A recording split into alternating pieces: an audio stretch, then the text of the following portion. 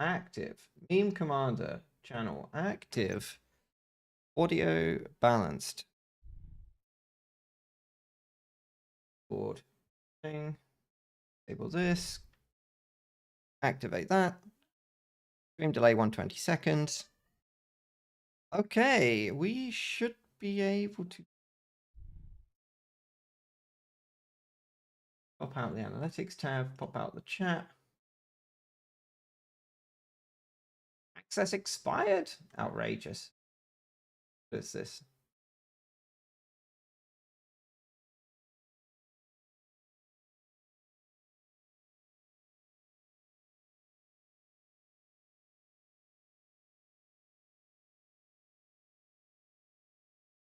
$50 seconds.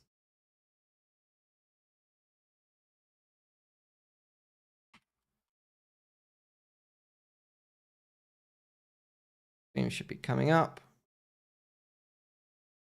Just make sure it's actually running and has sound. First 30 seconds. Cycle through tabs. Okay, so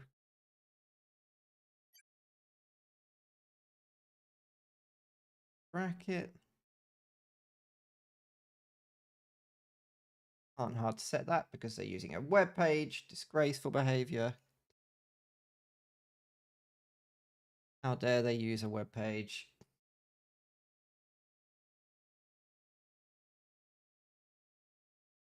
Three, 2, 1. Pop up. Okay, hello everybody. Welcome to the SuperNoob Olympics 2v2 tournament. This has a maximum rating cap on it of 2,200. So we've got an average player rate here of 1k. Just 1k players. This is going to be a 1k tournament. Now, you've had the top level. You've had the pro level Legend of the Stars. You've had the Legend of the Stars games yesterday, but what about 1k rated games in a tournament? We're going to give some love to the beginner players. In fact, today we are broadcasting all the way across the internet the 2v2 SuperNoob Olympics, a tournament which is hosted by the Dojo clan. We're going to jump into the first game here. You are live. Oh. Let's have a look at our bracket. So we've got we're going to be in the top game here with #1 rated seeds. I think that's because they're very slightly higher rated. It's like 1,200 or something. It's going to be Team E Please versus Team Blunder.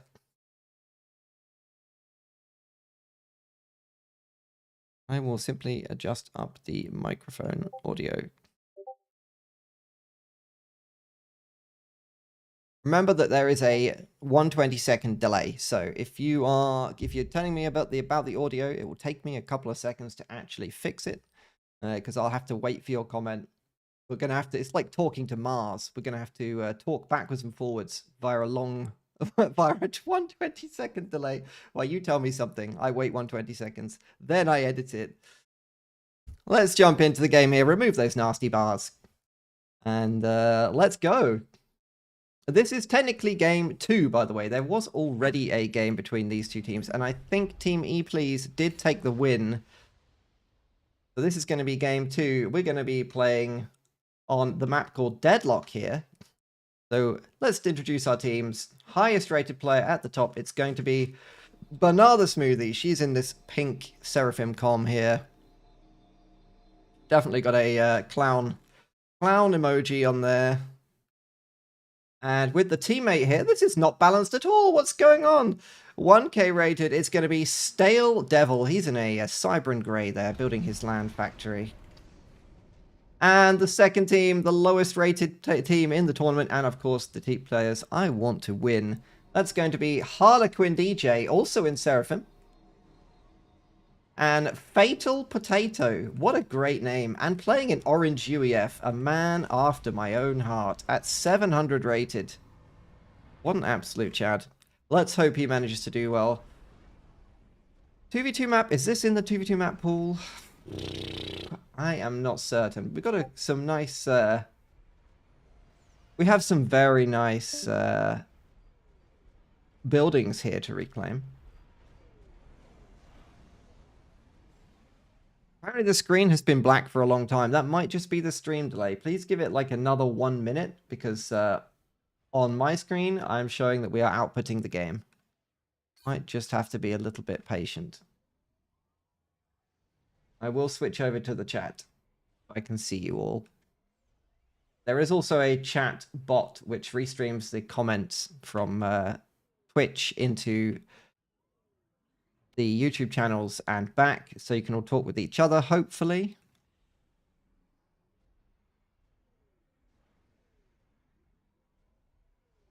So what have we got? So slight aggression here from Stale Devil. Remember, we are talking about 1k rated players today. We're not going to be mean. He's moving out with a mantis. What a monster.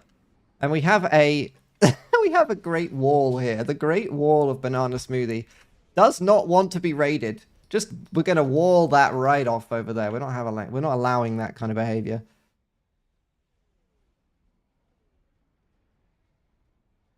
So, Fatal Potato moving out, and he's going to be trying to reclaim these here. Are you reclaiming these buildings? First blood going to be decided here. Mantis going to pick off a Snoop.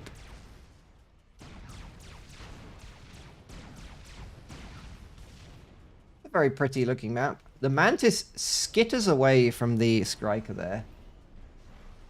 Like, the sneaky little Cybran it is. I think some of the other games do have a slightly more even rating. And obviously, as the brackets go down, we'll get more evenly matched games. So don't worry about this too much, okay? Remember, at the very bottom of the lower end, at the very bottom of the lower rating brackets in FAF, the actual rating doesn't matter that much. The rating difference between, like, a... Oh, this Mantis! This is illegal! He's going after the Hydro. He got crushed. The difference between a 600 rated player and a, 1k player is not as much as, say, a 1600 and a 2k. So, Fatal Potato getting his mexes here. Meanwhile, Stale Devil comes out of the water here. And it looks like he's going to steal the Rex. That might be the play. Nope, he's actually just going to look at the civilians menacingly. Yeah, you intimidate those civilians, Stale Devil. You do that. Nope. Yeah, he's going to reclaim them. Smart. Steal your opponent's reclaim. This is a nice move. Banana, still working on this PD over here. What's with the eco? At full bar. Let's not worry too much about that. Full bar for Harlequin as well. Oh, and Fatal Potato. All overflowing mass. If you are overflowing mass, try to make some more factories. I would say do a mex, but realistically, you don't want to be doing a mex in such a small map like this. Now, there was a raid down here, and this Mantis denying this expansion. Whereas Banana is going to get this expansion for free, so... The higher rated team being much more aggressive here.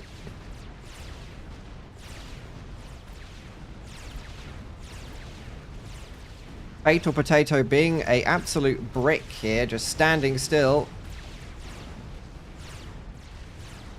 Banana taking 3k damage already.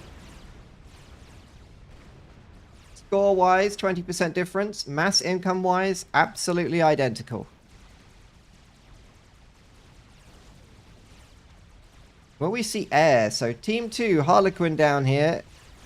He is making... Well, he's got a... Look at his queue here. It's a mixture of interceptors and Tech 1 bombers. Stale Devil looking to make use of his slight hit point advantage.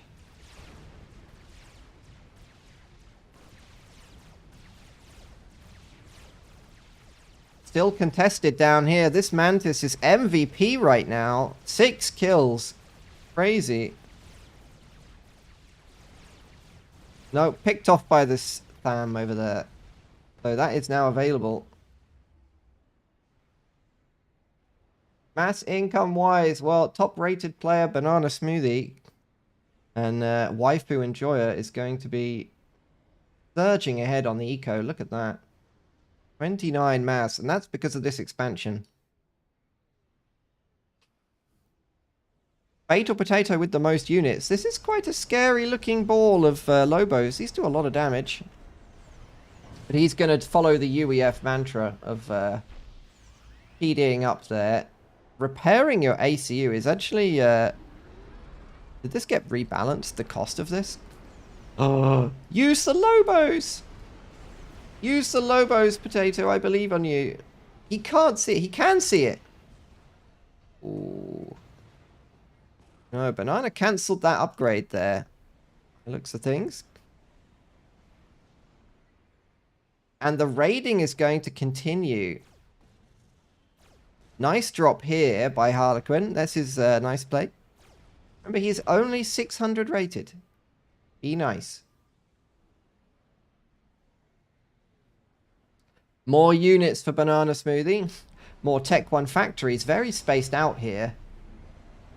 Remember, that it would be probably better to put your 4 factories around this mechs like this. That's a terrible drawing, but it does save you some mass. And when you're... oh my goodness, the stall... We're stalling 300% E there. So Banana looks like gun has been completed here. And what's more scary, we've got Tech 2 finished. Tech 2 P-Gen on the way. Lots of reclaiming going on with attack moves. That's nice to see. Even got a reclaiming engineer dropped here on a patrol route. Let's go.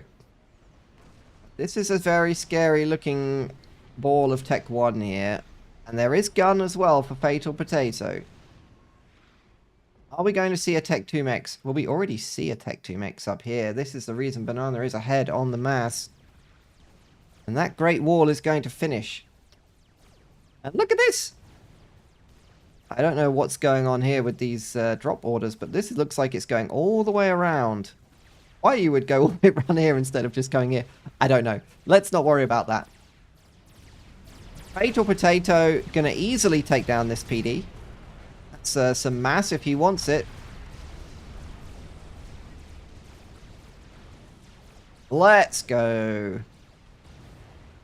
Fatal Potato asserting his dominance in the middle of the map with that chunky gun there. And the cowardly Banana flees into the base. That's what we like to see.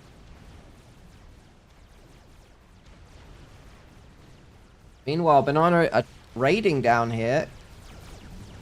There's 2 Thams fighting each other to the death. This drop managed to get past. There's interceptors right here. Click here. Click that man. Under attack. He can't see it. Very sad. Every player has gun, by the way, right now. Every player has gun. Apart from Banana Smoothie.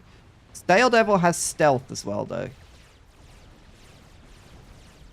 This is going to put on a lot of pressure. Now, if Banana Smoothie can get a PD, yeah, that's what she's going for. Then, Nano repair and gun for Banana. PD here will definitely shut this down.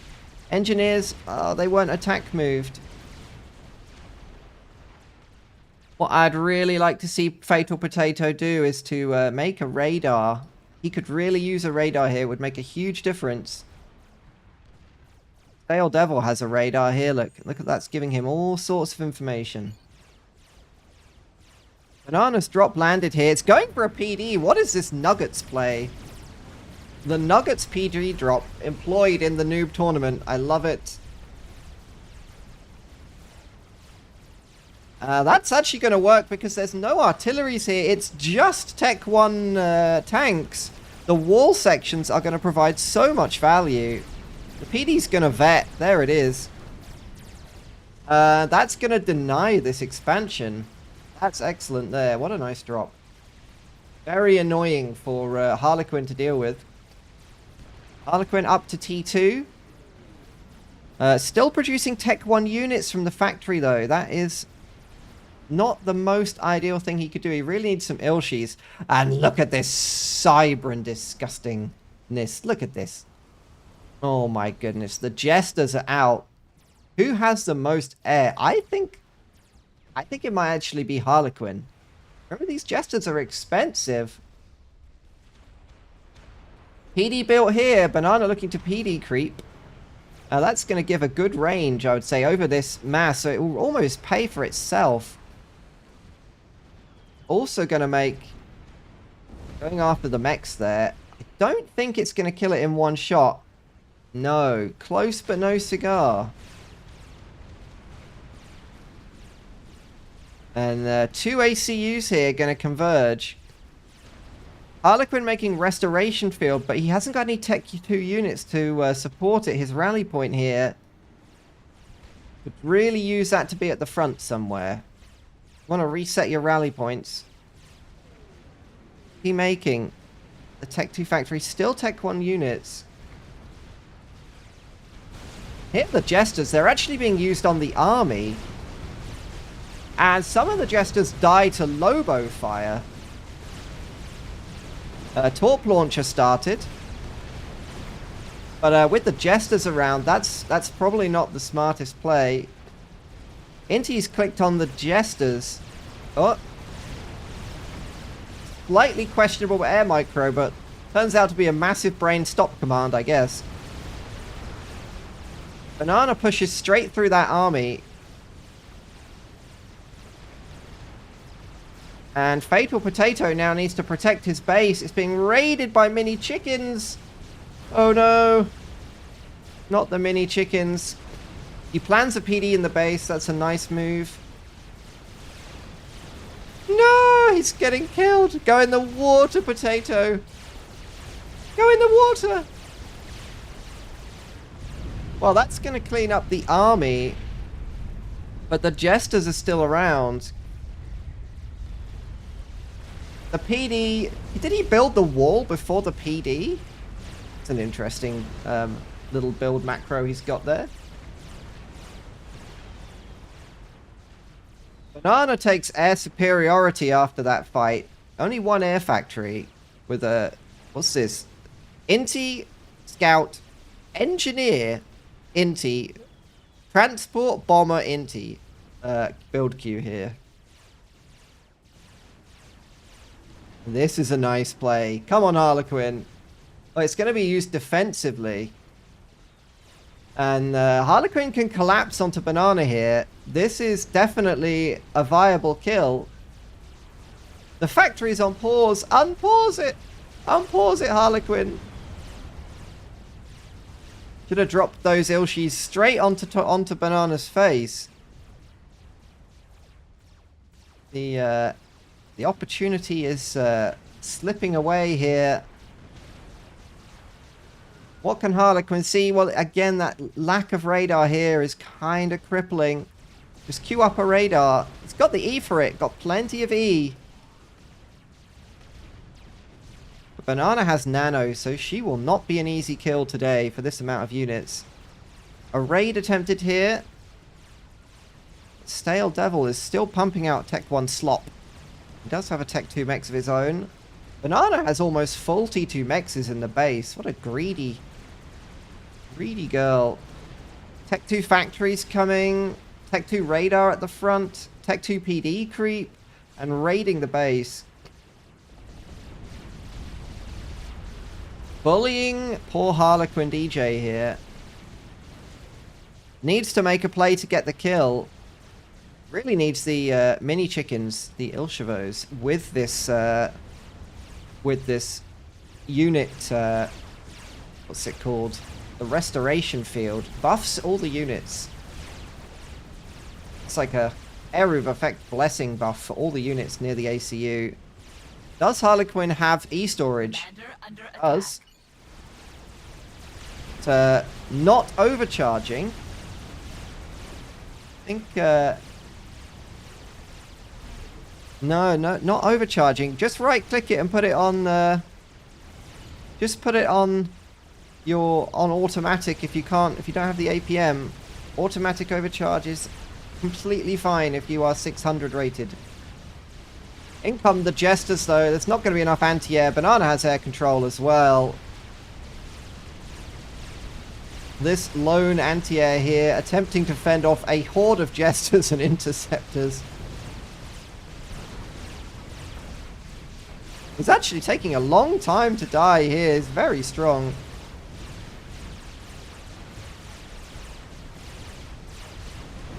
But that's going to be the end of this one.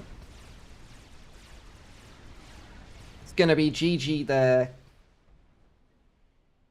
Bless our beginner-rated players. Look at this. This raid did actually work out, by the way. That actually turned out to be a pretty good raid. And this was resecured. Well tried, Harlequin and Fatal Potato. I believed in you.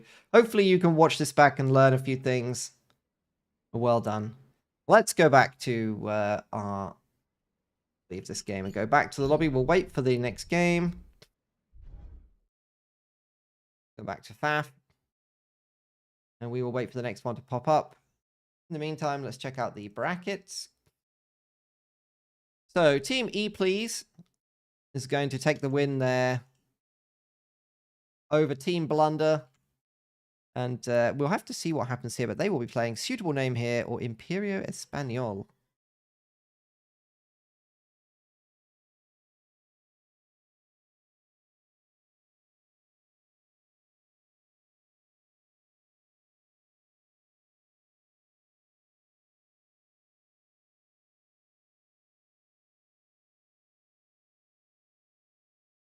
Whilst we wait for the next game to pop up,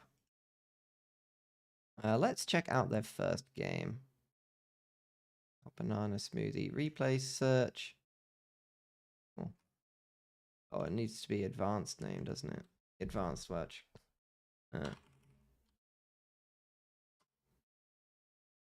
Let's see what happened in the first game between them.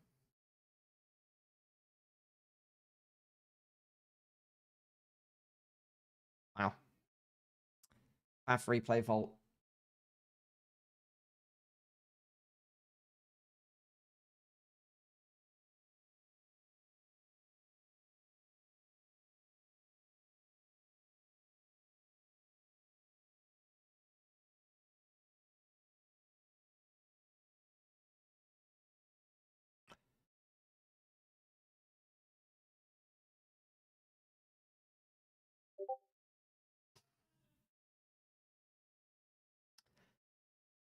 Let's drop into the tournament chat on the server. Next game, Rats versus TBA. Little Tank will host. Okay, great.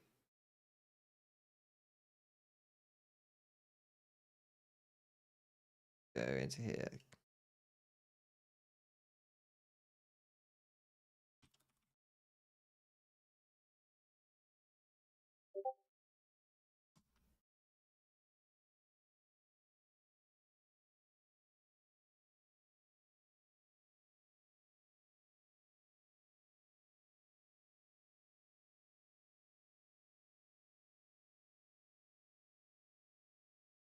Yeah, I've never been very good. So yeah, Team E, please, took the win here.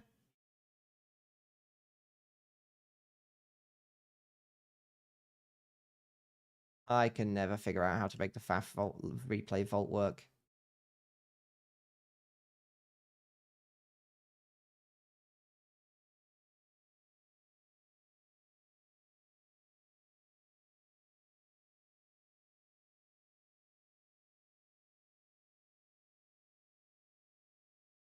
Otherwise, we could jump straight into the next one. We don't need that.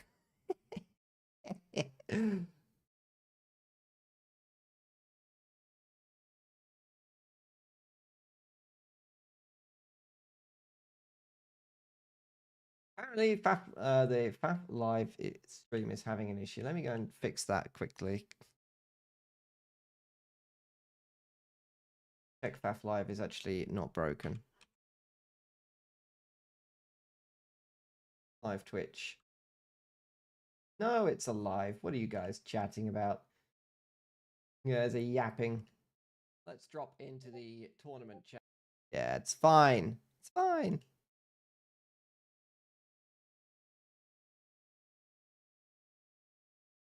Why not give our lower rated players some exposure? After all, signing up to a tournament can be quite intimidating. I know it was when I tried it and got immediately crushed.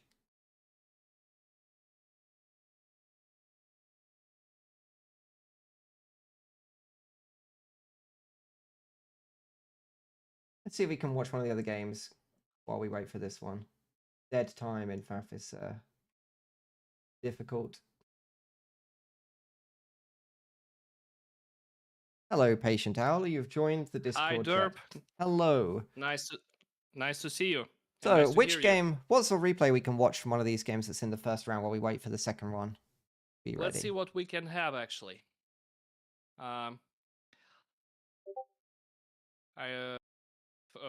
First of all, I just commented 2 games of the Commissar's team. Okay. These guys actually overpowered their weaker opponents in both games. So which one was that in the tournament bracket? Because there's no names on them about who was who. I need to see the bracket. It is. Just let me just let me check. Okay. Just let me check where it is. Because I completely I'm completely spontaneous on this. Where it is? They didn't put it on challenge, so it's actually in the. It's actually in their. The dojo. I think it's called the dojo. Their little website.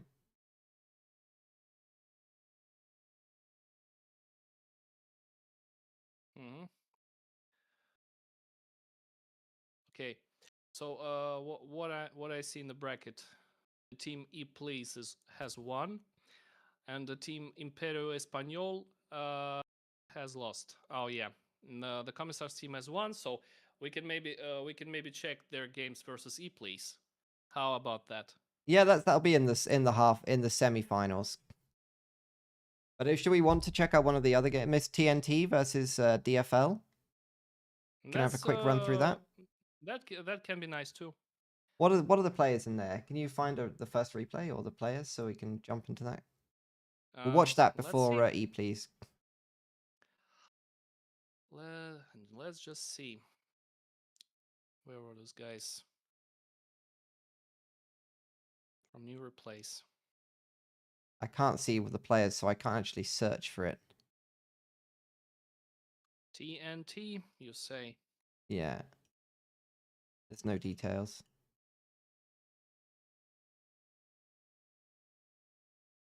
TNT.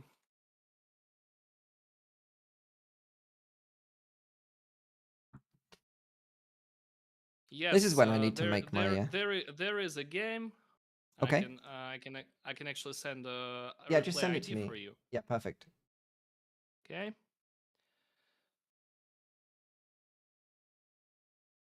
Replay ID is.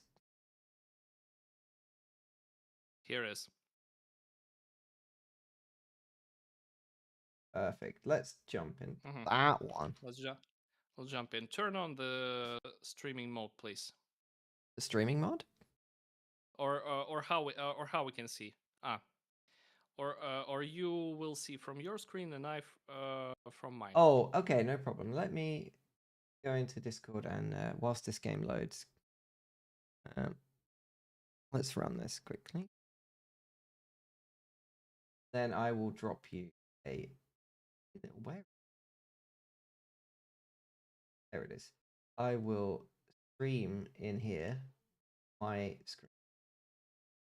Here we are. I already turned the game and streaming. Well, unfortunately, my game is downloading something. I can turn the stream mode so we can see both from my screen. Through Discord, the quality is super low through Discord. It's painful, honestly.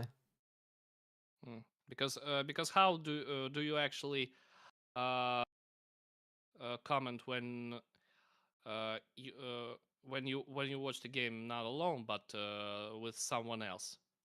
What do you Do mean? you share the screen or Yeah, you well, do there's two anything ways of else? doing this in FAF. So there's two ways, and neither of them are very good. The first is to like share a secondary screen. So I will. Okay. I already started. So the game has been going for a minute actually, and we have on top the I Arbiter can't see. 777 I can't see triple what you're seven. talking about. I can't see what you're talking about. You have to wait for my game to open. It's downloading files. You pause it. I'll catch up. So slow. It's just downloading the files for the game. Okay, I can set a pause for you, and when you Just get pause it. close I'll to catch up. yeah, I'll wait for you. We're now on 1 minute 23 second That's mark. okay. You'll be able to see from the other screen that I'm sharing when it's done. Launch, please. Oh, downloading textures again. Versus. The FAF lobby sim got me. Hell yeah, let's go. Yeah, but we need to wait for Derp when he got close, so we get synced in our replay, so we could comment it properly without sharing the screen. That will be another level of commenting games. And a whole nother level of shenanigans. Derp, can you believe this is my first time commenting tournaments like this? Because Congratulations. Welcome to the gang. Thank you. Always use more people in FAF. Okay, launching. Thank the Lord for small mercies. There we go.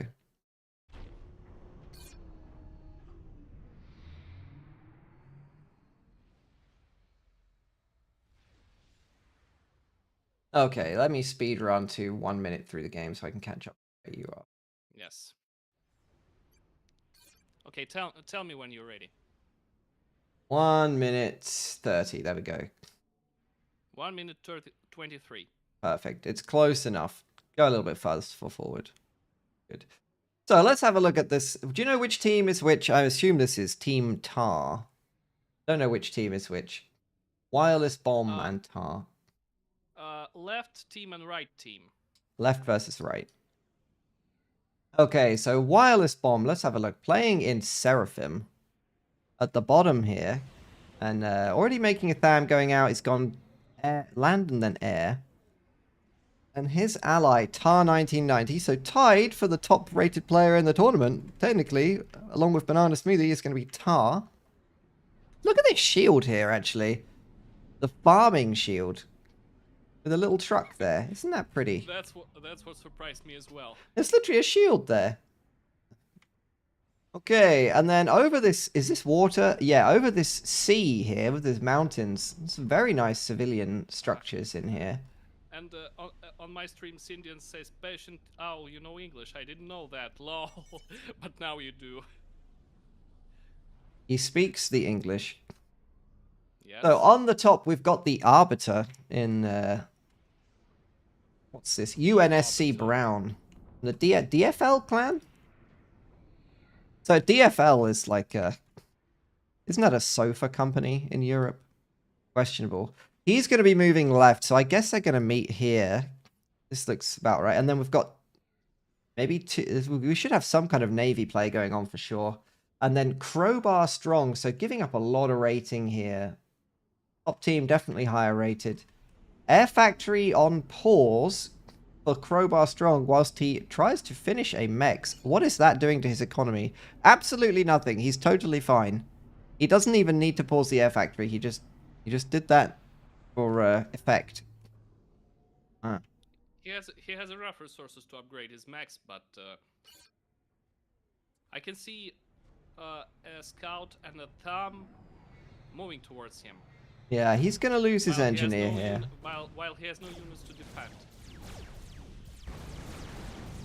Meanwhile, the left guys already making their navies. One naval yard, but this is something. One naval yard planned here, just completed. So we're going to have beacons and shards. There you go. The low-rated players always know the best units. They are making shards. Max is being raided here on the bottom right, and Crowbar brings his ACU to deal with that. That's a bold move. Engineer going to be dropped here on its own. Interesting, especially since there's a Tech 1 bomber. Yeah, sorry. And bomber is moving on the south side to attack. The engineer is leaving. The engineer wanted no part of that bomber whatsoever, so it's going to fly directly past all of the inties. No. Okay, they have been locked. It is locked. What is this attack move here? It's an interesting... Oh. Is he just scouting with this engineer, or did he intend to drop more of them and got confused? Because... No. Run away! He's just gonna run away! He's just looking a perfect place for it. But he's gonna drop right on Seraphim Engineers or somewhere else. Well, no, he's not dropping it. You know what this reminds me of? This is like when people in StarCraft, they would scout with a drone or an SCV. That's what Crowbar's doing. He's scouting with an SCV here. He's going for a PD! Oh, what a monster. Is this stop micro? Yes, it is. That's going to deal with this. Okay, the engineer's wild adventure is over for today. Shame there. Meanwhile, Crowbar is defending his base with just one bomber. Nothing else. Yeah, it's just sitting here menacingly. Do projectiles go through these shields, by the way? Can you sit in there and... I guess it's a third faction, so if you sit in here, you should be able to shoot out, or I don't know how that actually works. I think I've played with civilian shields on for a while. In the previous game, some of just passing this bomber. Some guys were just reclaiming it because it took energy on that stage of the game, because they definitely didn't have T2 P-gens. Factory denied there. And more bombers. So Crowbar only making bombers, and Wireless already has quite a few inties, so that's probably not going to work, I have to say. 3 more bombers and 1 of them killing an NG. And two of them are ready to kill the mechs.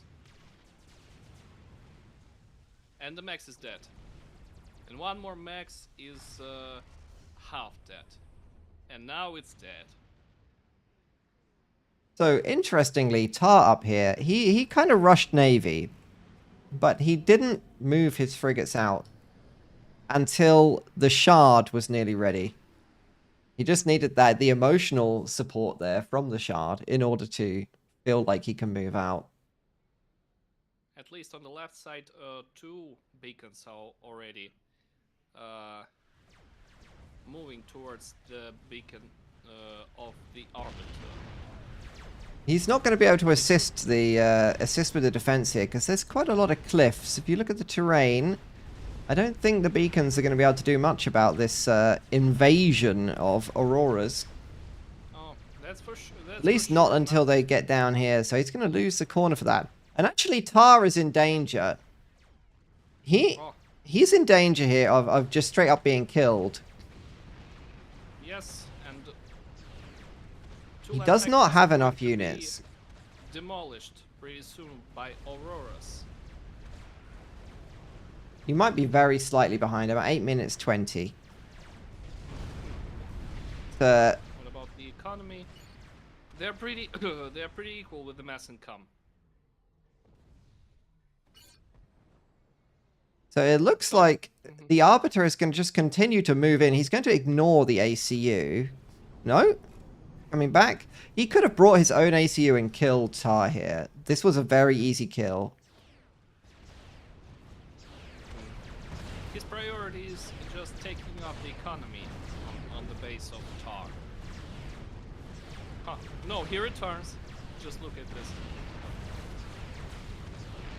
he decided he could just take out the ACU with so little Auroras. That was a mistake. He needed to bring the rest of his army, really. Oh, and the beacon actually kills. Yeah, the beacon will, from this range, He could reach them. In this part of the map with the more plain ground. So lots of inties out for Tar, who is climbing ahead on the eco. He's got a lot of Tech 2 mexes. He's ringing his Tech 2 mexes. And the Arbiter is reclaiming the shield, just as I expected. Because the additional mass is also required. Meanwhile, Is that really worth it? Those guys on the right, the yellow one versus the burgundy one, they are going to clash, but the Crowbar definitely has less units than his opponent. Actually, more mass in that shield than I thought. They're worth like 500 mass each. Still no Tech 2 Navy anywhere. Just making some frigates. At 60 income, like, Tech 2 Navy is kind of viable. But they're all making economy. They're upgrading maxes and capping them. At least Wireless Bomb. But he is not assisting his naval factory and not going T2. We've got Tech 2 Air from Crowbar on the right-hand side. Tar is hiding his ACU in the water here. He's doing some sort of upgrade. Probably gun. I didn't see what it was. Starting Tech T2 on his ACU. Yes. I guess he doesn't have Tech 2 anywhere else, but... And it's ready soon. I'm on 10:45.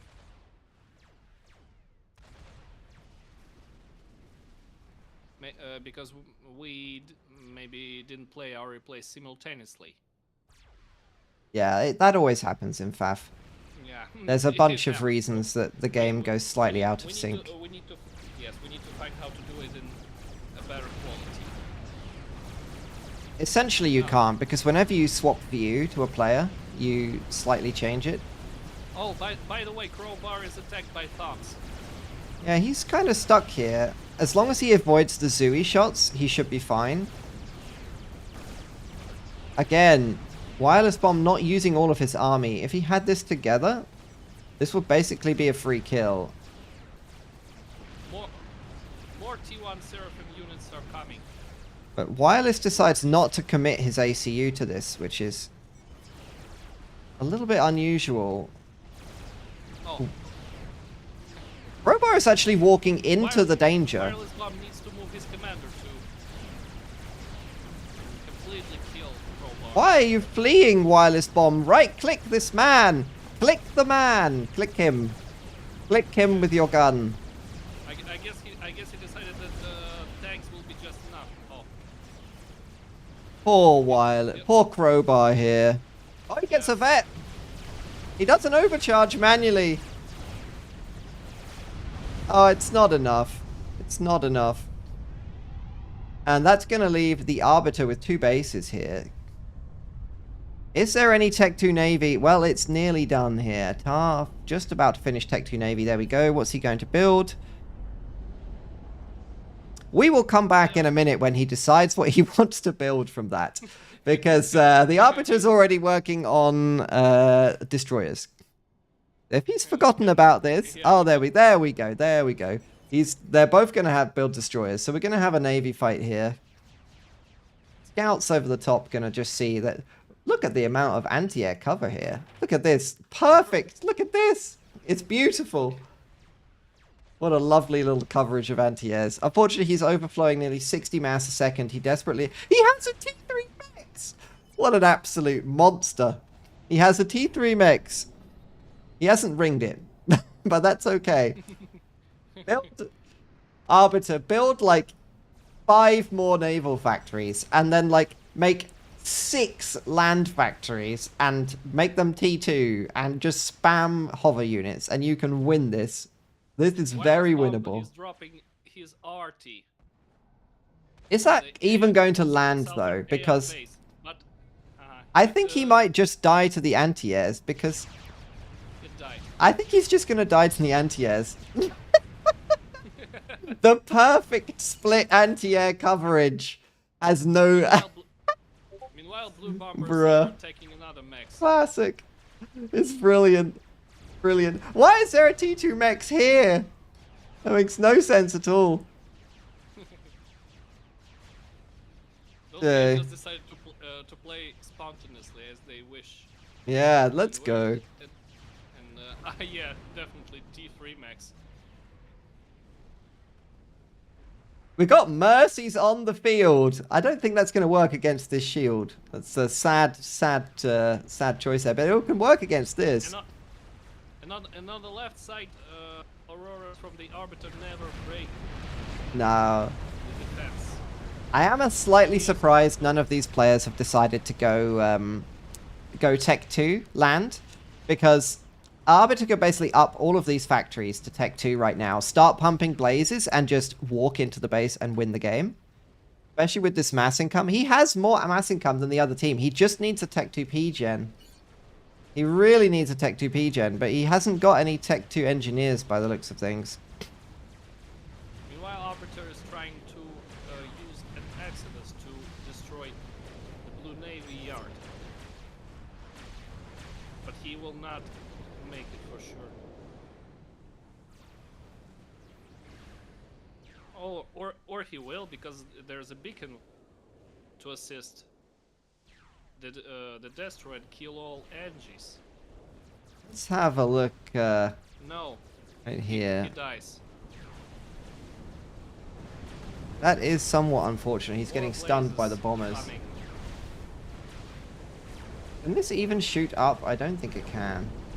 Now we can see Seraphim Cruiser moving to help his teammate to kill T2 Aeon engineer standing idle on the water. He's dead. Again, still going with Aurora's Arbiter. Really need to go up to Tech 2 land. Tech 2 land is very strong. I guess we can forget about Aurora since we have Oblivions on that bunker. He did manage to make one Tech 2 engineer, but he rallied it to the middle of the ocean and it died. How many cans you guys want to open? Better question. What are they? The sound of cans you hear is a beer mode I installed in the game and haven't turned it off. Yeah, I have this mode just to make game more. This is a slaughter, unfortunately. The Arbiter trying to push in here.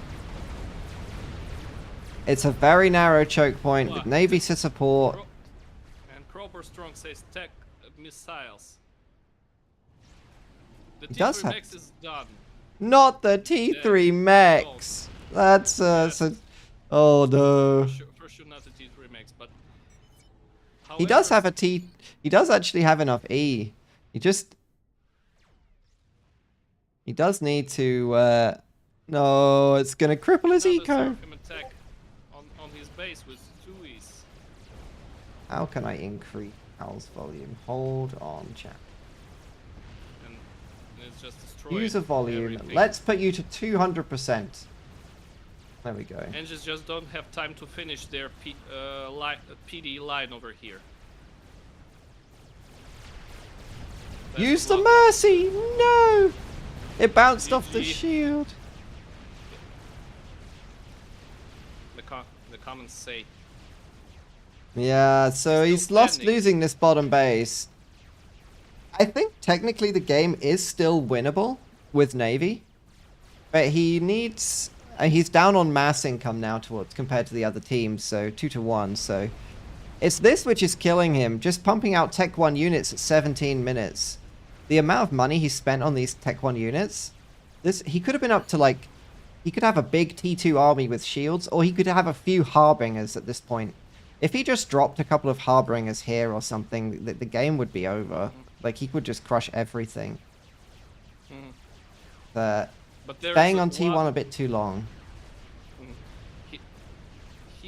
He seems to upgrade all his T2 maxes at the same time. Is that what happened? Yes, and he is mass stalling. Uh, 54%. he's close. I don't think he's stalling right now. Are we talking about the same player? The Arbiter. You He's... can just see the Oh strikes no! Oh Lord have mercy. above his maxes. True. Minus No 100 T3 mass. He's max gonna match. stall himself to death. He's saying, no, he lost all his navy. So Tar is able just to counterattack with no Get this one. no Get this hesitations guy. because Get him. No! What was that? Aeon, please. No. No. Seraphim destroyers are already helping, so they just can no. push forward and kill all Arbiter's navy.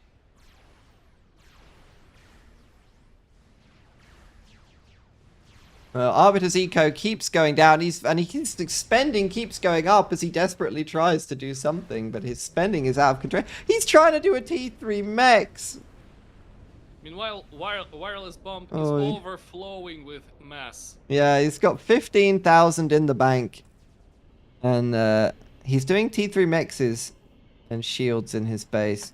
He needs energy for sure.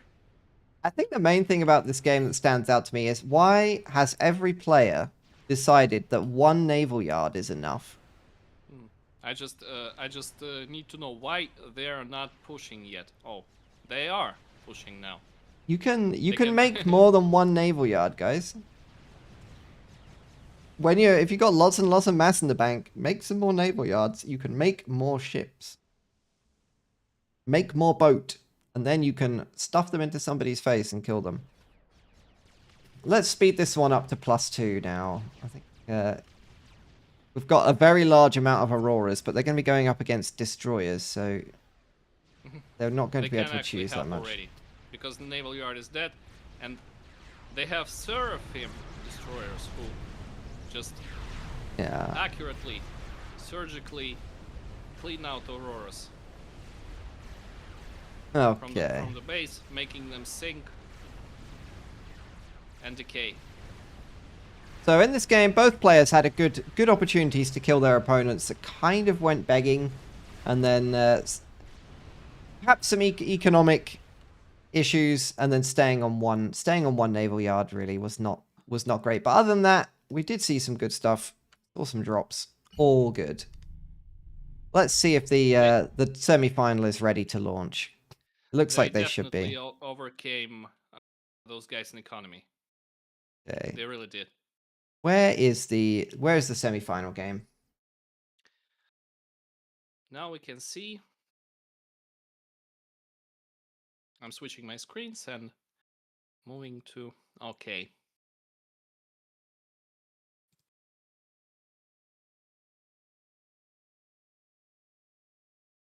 I guess they haven't started it yet. What about live replace?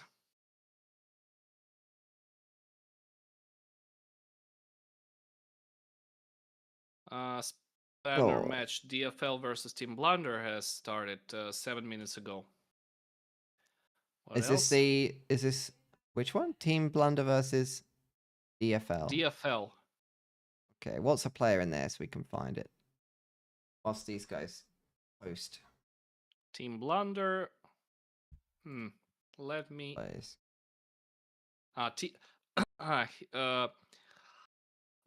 Wilson says it's TNT versus Reds.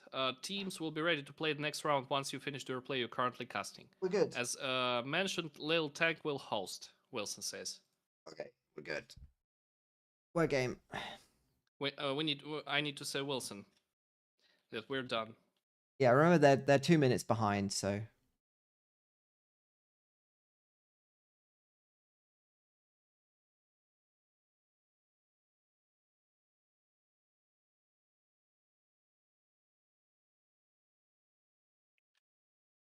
I'm switching to your screen.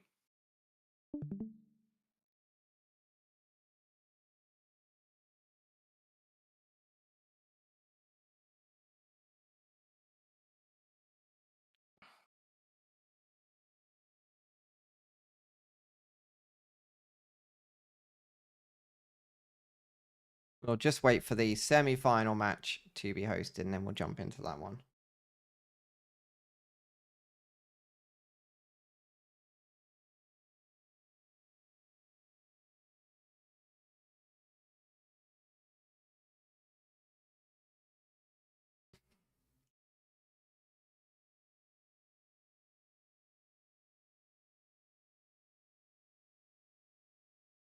As we get through the tournament, we should see that the games become a little bit more balanced. We get a bit of a closer game.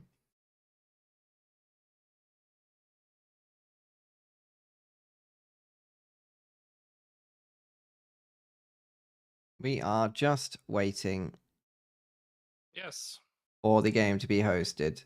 As soon as the semi-final players are ready, we are ready. They hosted. There we go. Player R1 Rats Rats. versus Fatboy Team, none of a K. Here we go. Yeah.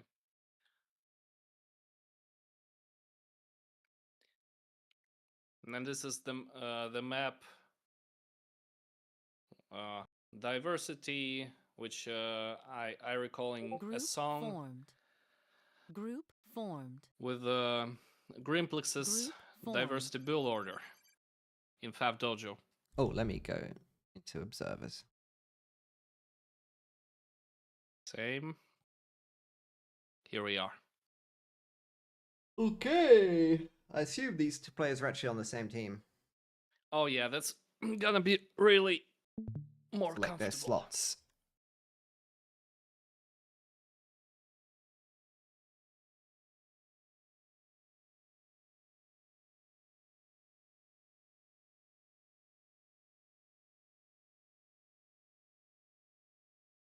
This is usually played 4v4, so interesting what they do when they're 2v2. They're going to have a little bit more area. Probably going to see the same thing happen though, because invading via that little beach area is still super effective. You can get behind the opponent's bases in the middle.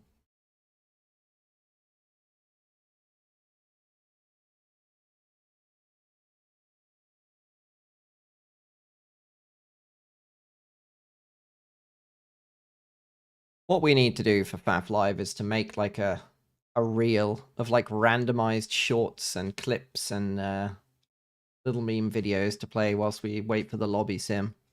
Group formed. I think that's what I need to build over winter. I guess we need to find out more meme-like situations. Here we see guys keep connecting. Tar and Wireless bomb, fresh out of their victory. Wireless bomb. Pretty interesting nickname. I just assume that's how his ACU works.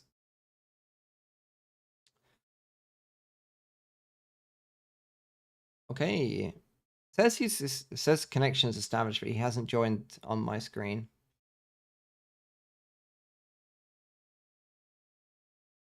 Group formed. There we go. Here we are. All right, the players are ready.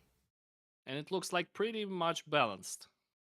Yeah, 90%'s not bad for a tournament game, so Really not bad. Ready. we're ready, boys. GLHF. Oh, who is it? Dicky Rocket. Who is Dicky Rocket? I don't know. Kick them. Okay, perfect. Okay, let's go.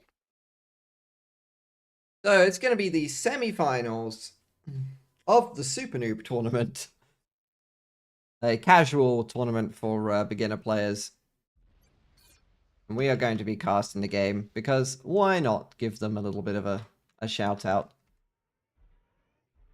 Oh, we got a walking ACU there, followed by an ACU walking back. Slightly delayed factory build for wireless bomb. Interesting placement of this factory here by Tar. So Neither of the team on the right opting to place it in the middle, like Little Tank has done for that extra adjacency to both mexes. What is Barney doing? Well, Barney's doing the same. He's got adjacency to both factories, and he's spread out his P-Gen so he doesn't get bombed. And then we've got a little Dota icon in the middle. I'm not sure what they're doing there. And some reclaim on the center of the map. There's a little bit, but like the total map is 15k. Even a little reclaim can. Like this and this is actually pretty good. Like you don't have to like it's so much safer. Yeah. I don't feel like rushing to the middle is worth it on this map, but you can. 300 mass. So let's see what's going on. Well, he's got a nice mass bar. Wireless bomb spending his mass, his mass. All good. All looks good for eco-wise so far. Highest rated player is going to be a Little Tank here on the left in Cybran. Purple stealth. Remember, if it's purple, you can't see it. He's sending his engineers out to reclaim and get mexes there. And then Barney's going to be the lowest rated player, also going Cybran. He's going out to get a Hydro. That's quite an early Hydro there. And mass-wise, they're very slightly behind in income. Team 2 on the right. So we've got 1100 wireless bomb down here. And Tar 1990. Also going from his Hydro pretty quickly. And 1200. Yeah. But with 2 engineers. Unlike... This is definitely raidable, right? If you're going to raid a spot, you're going to raid there. So that was quite risky to send 2 engineers right at the start to this Hydro. But it looks like it's going to pay off.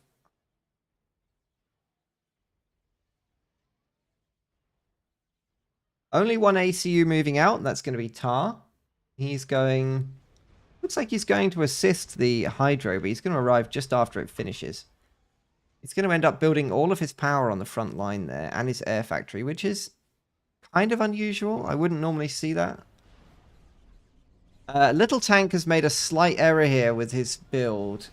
He's stalling mass really badly and building P-Gens. He should have tried to get these 2 mexes on the right first. That would have saved him a lot of pain there. He's going to be quite a few units down when he gets into things.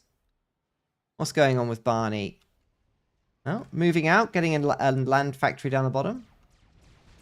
Got a raid there, but it's going to run into a counter raid. Is he going to be able to sneak the Mantis past? Yes, he is. Survives on 10 hit points. He did it. No, he not the Snoop! Oh, the Snoop got the kill. That's what left. He got snooped. No. Okay, so more ACUs moving towards the middle now.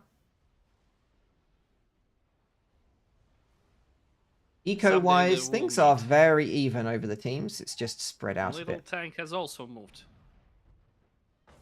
I am surprised that the players are building factories here instead of getting this reclaim. Especially when he's stalling so much mass. Like, Tar is stalling mass like crazy. He really could be getting that reclaim instead. Again, with his engineers, he's so hungry for E, but he's already overflowing E, and he's building nothing but P-Gens. And he's got mass to reclaim and mexes to collect.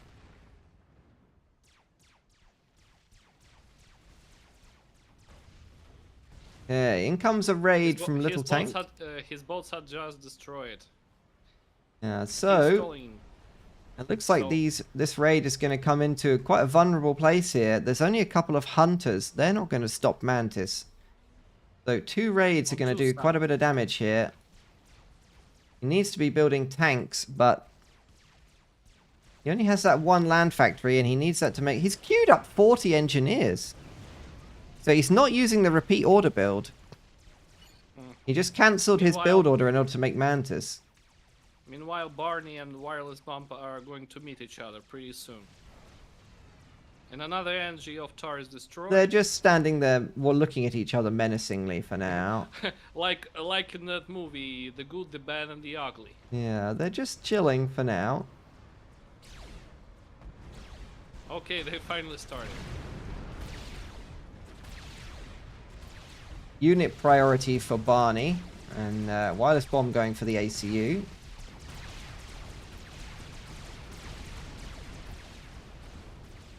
That trade actually going pretty well for Barney, I would say there. He killed a few tanks. But Tar is about to have a lot of problems. He just doesn't have any units at all. He needs another land factory running. He just lost 1 max. Okay, he's got 2 land factories making Mantis now. But he needs a radar so he can see these raids. Oh, it's going to spiral out of control. Wireless bomb is actually taking damage from all these Mantis unnecessarily as well. He's losing even more maxes. Yeah, this raid is punishing By a here. slow rate. And those 2 comps, ACUs are still shooting each other.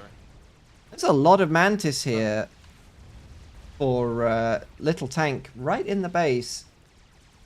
That is quite painful for Tar. Struggling to deal with this. He's just making another land He factory. forgot to take out the max here. Maybe he decided to keep it as a desert. He decided to leave 1 remaining so that it could tell the story. You know, you leave 1 survivor. Even so.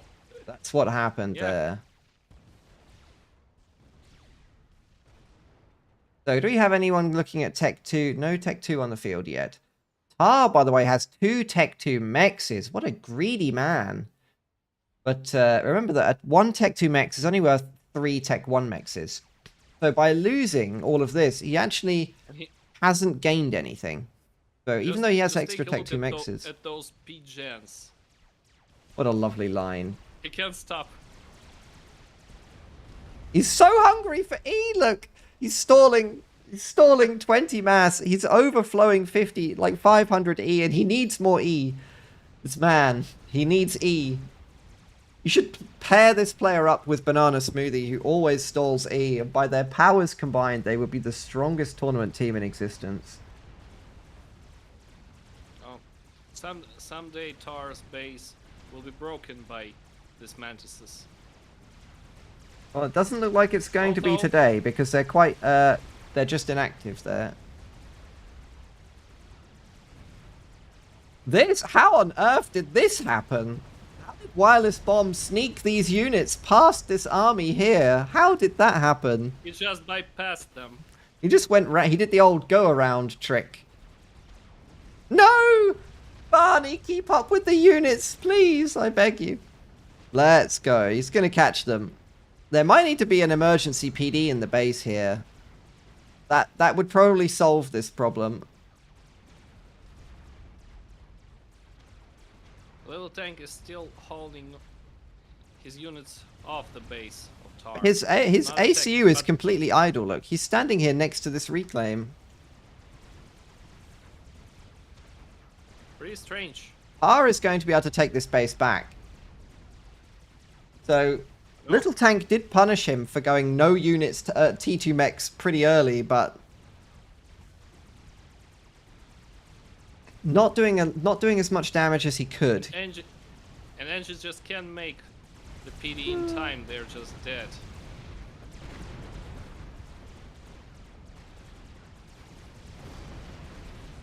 So Little Tank has got a Tech 2 P-gen up. Straight to Little Tank base, but Little Tank already has T2. Yeah, there's going to be T2 Rhinos left. out on the field. Rhinos actually kind of struggle on maps like this because their turret is so low that they tend to shoot into the ground a lot. But At least think all the guns on- I think in this case, it's not going to make too much difference. The textures on my map there are... It looks like a terrible swamp. I don't know why this base looks like Shrek's home, but it does. No upgrades for any ACUs at 8 minutes, which is a little bit... I am slightly confused by that. Wireless bomb has a gun. Additional factories. So...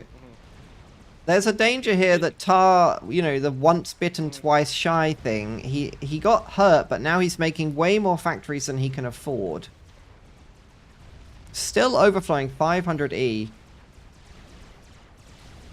still building more factories. He does not need more factories. Looking at his eco... Oh. What he really needs is to take a couple more mexes and go T2, I think. But what is this? The Mantis assisting the ACU. Why not? Those Mantis. Meanwhile, wireless bomb is like in that Kurt Cobain song, where it says, "I swear that I don't have a gun." He does have a gun though, and you can see it.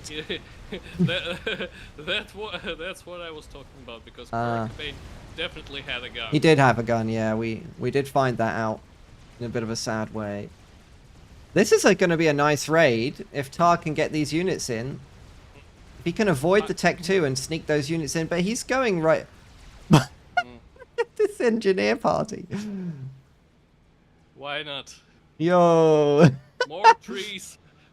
We must take all the trees there. You can space these out, but I think he's a little bit busy.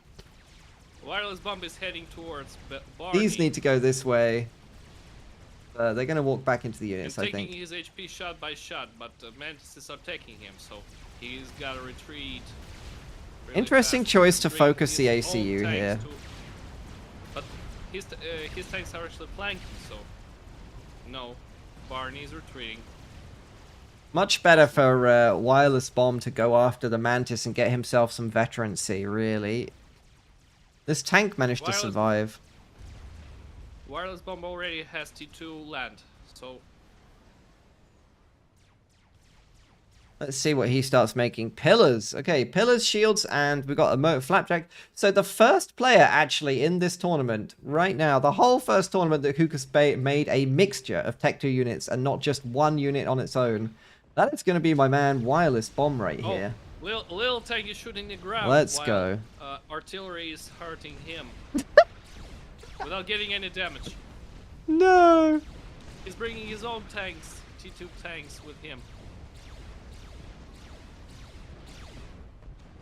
He still cannot kill a single T1 unit. He can actually die here. If these units collapse on him before the Tech 2 tanks support, he can die. Tar is not interested in using his ACU. He's actually got Tech 2 engineering on his ACU. That's an unusual choice for this map.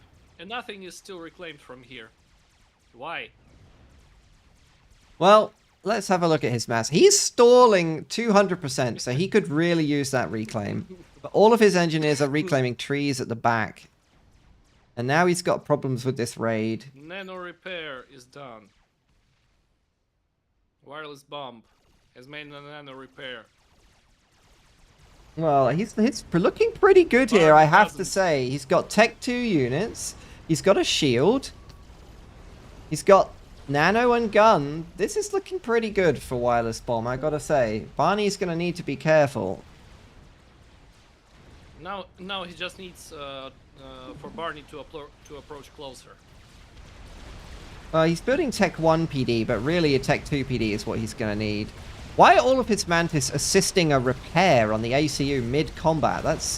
I don't think I've ever seen that before. I think I've ever seen that done before. The fight is going on. But Wireless Bomb he's gonna die if he stands in all that fire forever. Or is he? I think the damage on the units versus the nano, he gets another vet. No. Poor Barney. Oh dear. Poor Barney. Meanwhile, Tar already made a Cerberus. But the Cerberus is still shooting the ground. Or was shooting for a while. Barney focused the ACU there. He probably should have tried to focus the units. But there's an excessive amount of mantises. Yeah, I did say this map does mess with turrets a little bit. You need to be very careful about where you place them on this map. You need to make sure you're putting them on the tops of the hills, not in the valleys. It seems like you need to have an experience of a landscape designer. Yeah, I just need to make sure you check that your turrets have line of sight for this map. Another raid on this side. Look at all the engineers. Barney, What make I a mean- PD. Make a PD, Barney. It's okay. He'll be fine. He'll be fine. He'll be He fine. is making a PD, but he is stalling. It's a very dangerous group of rhinos. I'd love for Little Tank to mix in a stealth there because it would make a big difference to how much damage he's taking from these turrets. They are still fighting, and wireless bomb is supposedly going to defeat Barney. Well, but not Wireless Silver wants Tree. to fight because he's got nano. He's not- He's he's not paid trusting for the him whole for health bar. He wants to use the whole health bar. It's pretty smart of him to do that. The person in the most danger right now is actually Tar because rhinos are quite strong. And if they choose to walk over his ACU, which doesn't have gun or anything here, he can die very quickly. But looks like Little Tank doesn't want that fight. He could also just choose to do this with his tanks.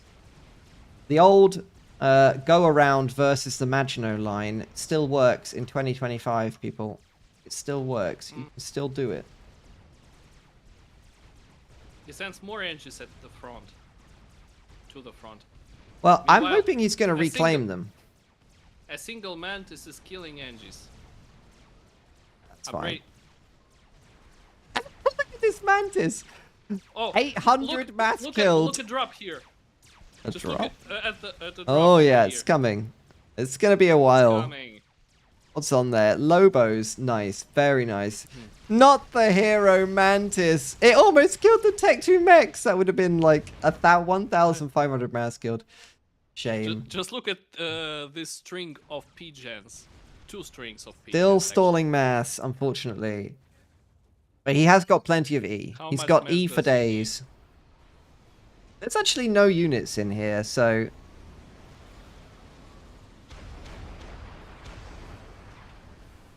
Unfortunately, he did see the transport there. We'll see how long it takes for him to notice. And no one is trying to go T3 yet. No T3 at 15 minutes is quite unusual for this map, but also none of the mass in the middle Oh. got reclaimed. The drop has landed. It has landed, but it hasn't been seen, even though it's clearly visible on their map. He's going to be losing Tech 2 mexes. It might even be possible if it doesn't get nose to snipe the Tech 2 P-Gen.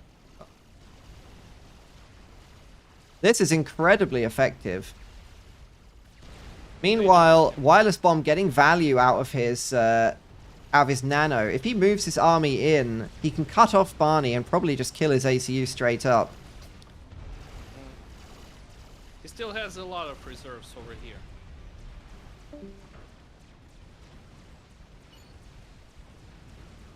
So the game is Four going to mantis- even out here. The mass is And not four even mantises- at all. And 4 mantises here. 4 tanks here I are don't get anything. just with So two, Team the 2 flight. is... They have 50% more mass, okay? So they're 50% up. And they got a lot The more Cerberus units. is- And this Cerberus is still shooting the ground. Well, it's... That's just what they do.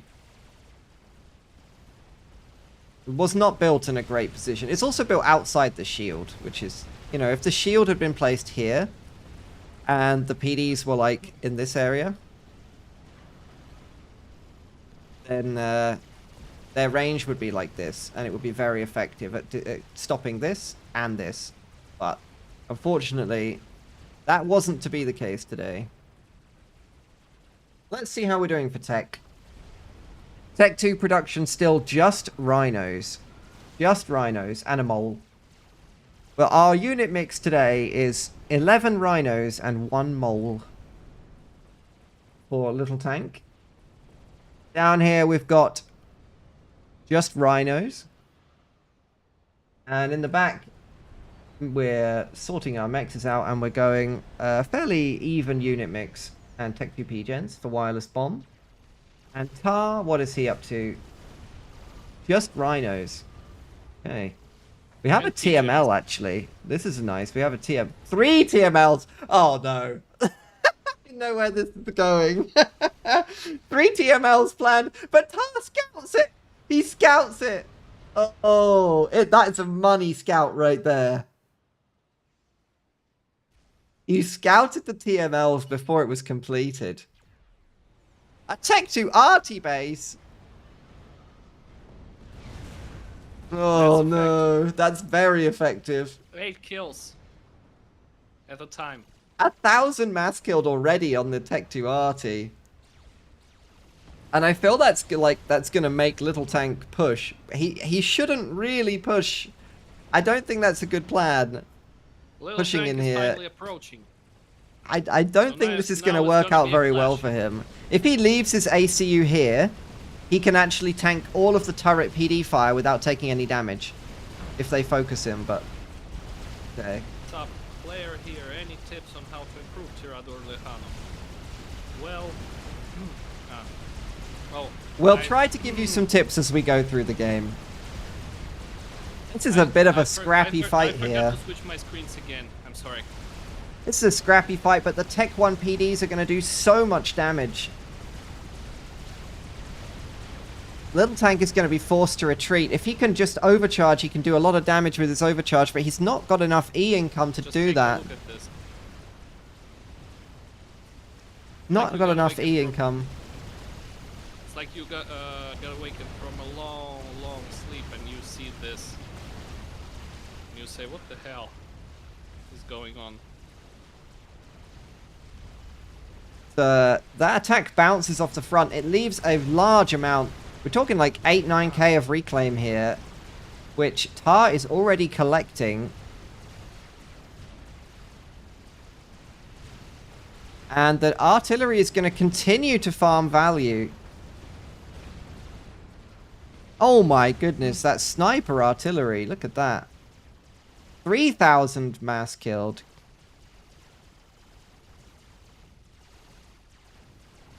But down here, the TMLs, well, they're almost loaded. A TML snipe is absolutely possible here. It's a shame they made them on the UEF action because the Cybran ones are so much more dangerous. But obviously this is a prime target, the factory HQ, but the ACU can die very quickly. 3 ACU. Oh, here goes the TML. Oh, No! Little Tank! Will, Little Tank! Dodge! That was so close! almost. Oh my goodness. He saw that one coming. He still took one in the face. I thought he was going to dodge into it there for a second. They are reloaded. He can have another shot. Little Tank will finally reach T3 land. Let's go. Okay, so with T3 land, a lot of his problems in a minute will be gone. He can basically use the T3 mobile RTs to deal with the space if he wants. The best thing to do, honestly, would be to make bricks and just go through the water. There's nothing that Tar can do about that. And he could push bricks through here as well. Well, here comes another TML snipe. I think that's going for a HQ. There's one zapper, but it's not going to be enough to stop 3 TMLs. He went for the... Oh, no, he went for the P-Gen. Why would you do this to yourself? Go for the HQ. No, it's another snipe on Little Tank. Dodge, Little Tank. No. He made it on the second attempt. No. What a monster. What a monster. Highest rated player eliminated. Really unexpected. The game ends. Little Tank disconnects. Oh dear. Oh, Oh no. He disconnects. Is that a rage quit? Oh dear.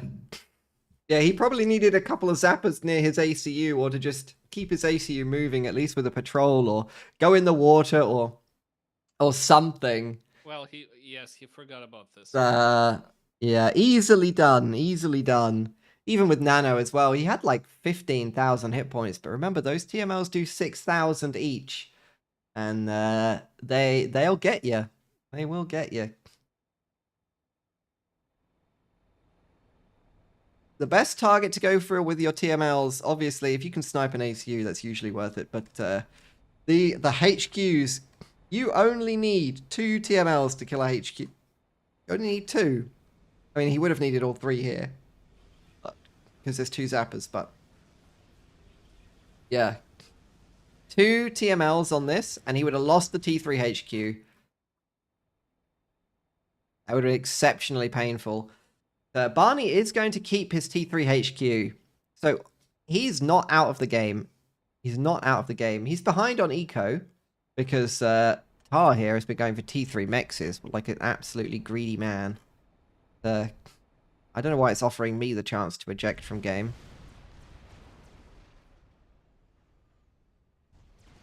Now we're back. No! Oh. Not again! Barney! No. Oh! What? Wireless Bomb is a menace. He's a menace to society. Please, just make some bricks. Barney, make bricks. If you make bricks, this game is... you can win this game. This is not... It's not a problem. You're behind like 30%, but it's not even a big deal. You can keep your ACU safe. Make bricks, kite these tanks, and win the game. If you walked into Tar's Brace with 2 bricks right now, you can kill his ACU just by clicking on him. He doesn't even have overcharge. All that E he's been making, like 1,000 E overflow a second, and he doesn't even have overcharge. You can kill him with 2 bricks.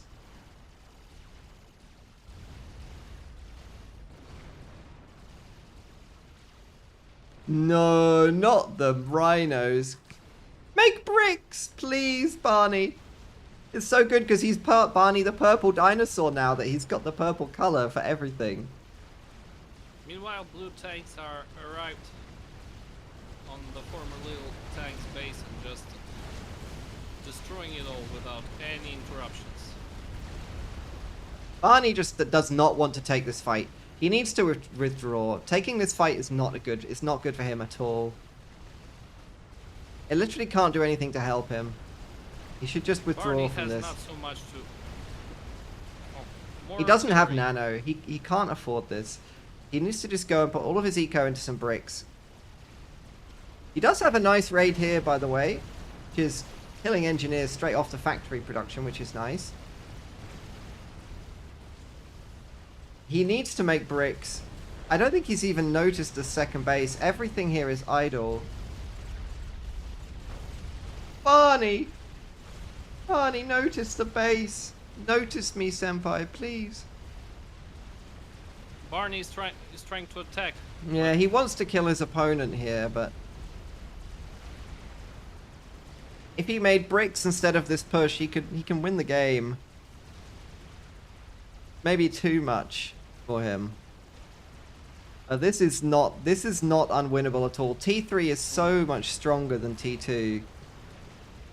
Okay, Tar now has T3 as well.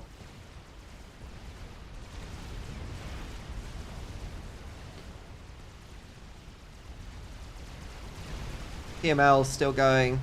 It looks like they're going for the HQ, which they should be going for. They should be going for Barney's HQ down here. No. If they delete Maxis. Barney's HQ. It's for Maxis. If they deleted Barney's HQ, it might prompt him to use this one. Loyalists! Okay, we have some loyalists in production, but it's a bit late. It's a bit late, Barney. No. Wireless bomb is going to finish off the bar. Yeah, he's gonna get caught here.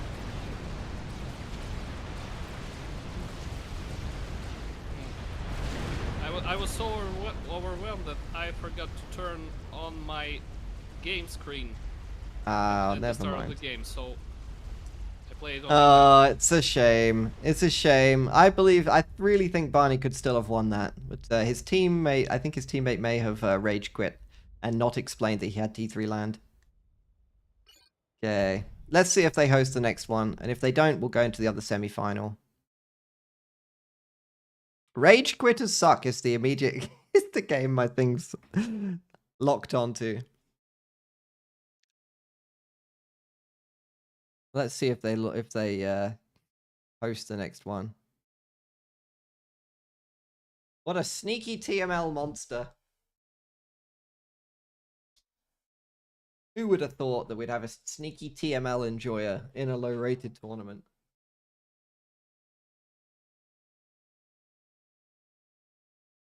It is best of 3, so there's still at least one game to play in this TNT versus Rats.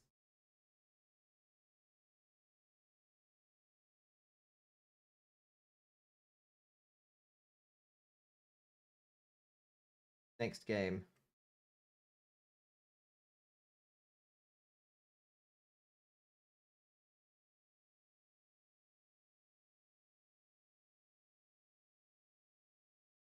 I can see them in Discord, so they're still here. They haven't quit. They haven't quit life, which is always a positive. I'll just flash you the bracket quickly. So here we are in the semi-finals. This is the game we were watching there, but they haven't got the names of the players. See if we can find. I don't think the actual players are even listed in here either.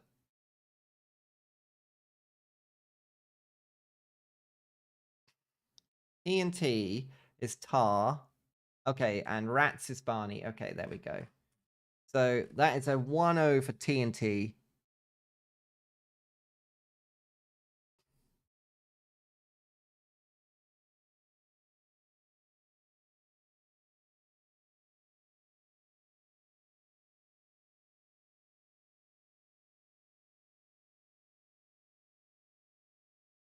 Look at this. I want to join this game. Hello, loser. I join. Where game? Let me poke our tournament director. Which game? Well, we want to have the second game of TNT versus Rats. They say, well, another great win for the UEF.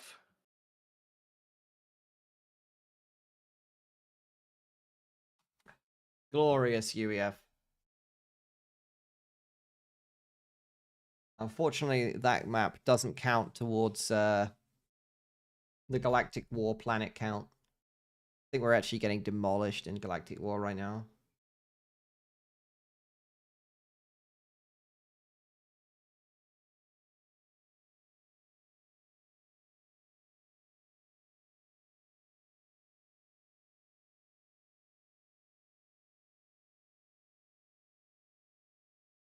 Don't see it. Now, last time I did have some music on the whole time, but I actually got copyright striked. And would kind of prefer if FAF can at least, FAF... I don't know if FAF Live is running ads on the main channel, but if it is, I'd rather let them have the money than do use copyrighted music and give it to some evil corporate entity.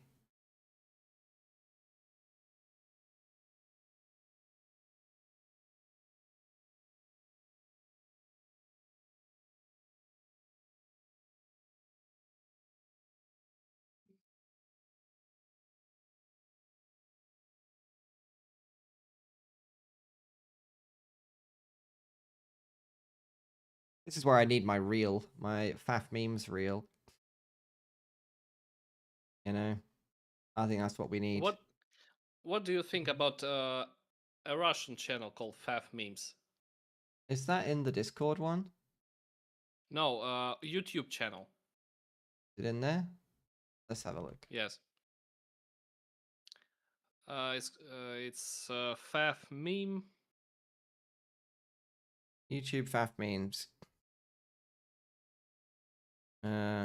Yes. Faf Meme. Top results are all. But results are on my channel. Let's have a look. FAF meme, this one. Yeah, but yeah, Faf Supreme Commander meme, and they. And it's Katsu. Yeah, Katsu makes some Katsu, yes. good in the videos. I'm talking about him. Some sweaty clicking going on. I can see it.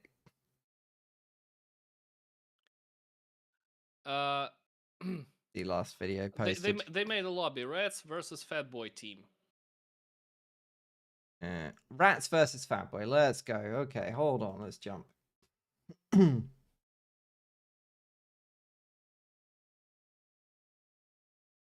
I took my connecting. And I took my tablet to see the comments in my chat. Perfect. Somebody asked, I think. I can't obviously see that, but I think they asked, how do you get better at FAF? That's a difficult question. There is no good people at FAF. Everybody is just a different level of garbage. That's actually how it works. True. True story, bro. Average rating. I'm trying to join, but it's not letting me connect. And The game actually disappeared. Mm. Maybe they hosted the wrong lobby. Can you guys hear me clearly on? Yeah, I gave you 200% audio. You should be fairly loud now. Yeah. I haven't streamed for a long time, so I apologize if anything. They closed the lobby. Okay. Is that because they don't want to stream it? That's acceptable. We can just watch the other one. Yeah. Oh.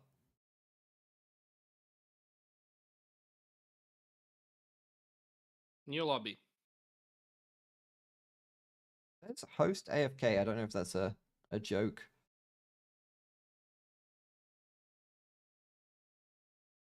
Or not.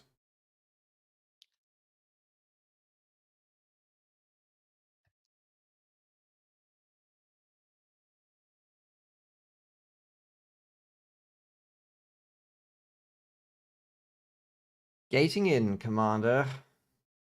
Maybe.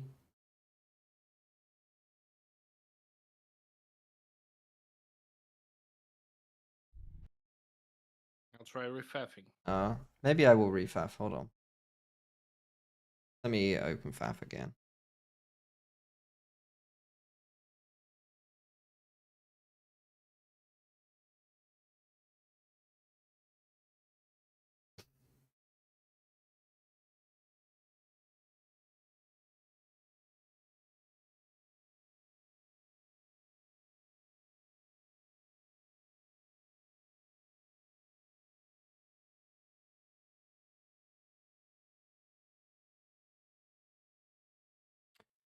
FAF client. Depression simulator. Yeah, it's me, yeah.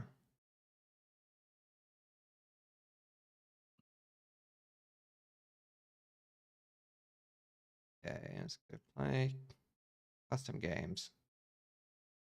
Yeah, it's actually not there. What they're doing.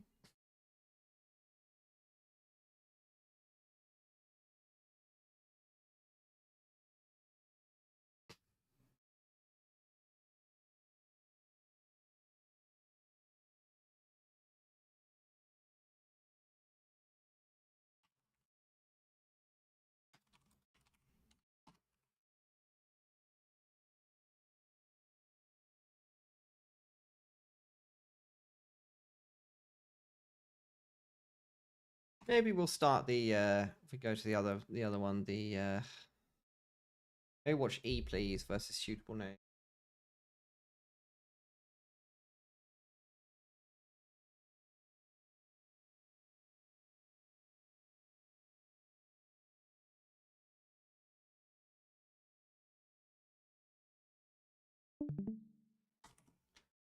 Let's see if we can grab them.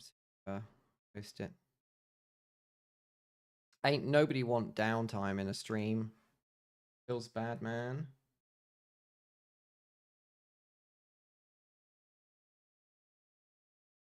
It is on Whitefire. Okay, they're having connection They had con issues. issues. Tank rebooted. Okay. Give me 1 second. I will be back in a moment. Yeah.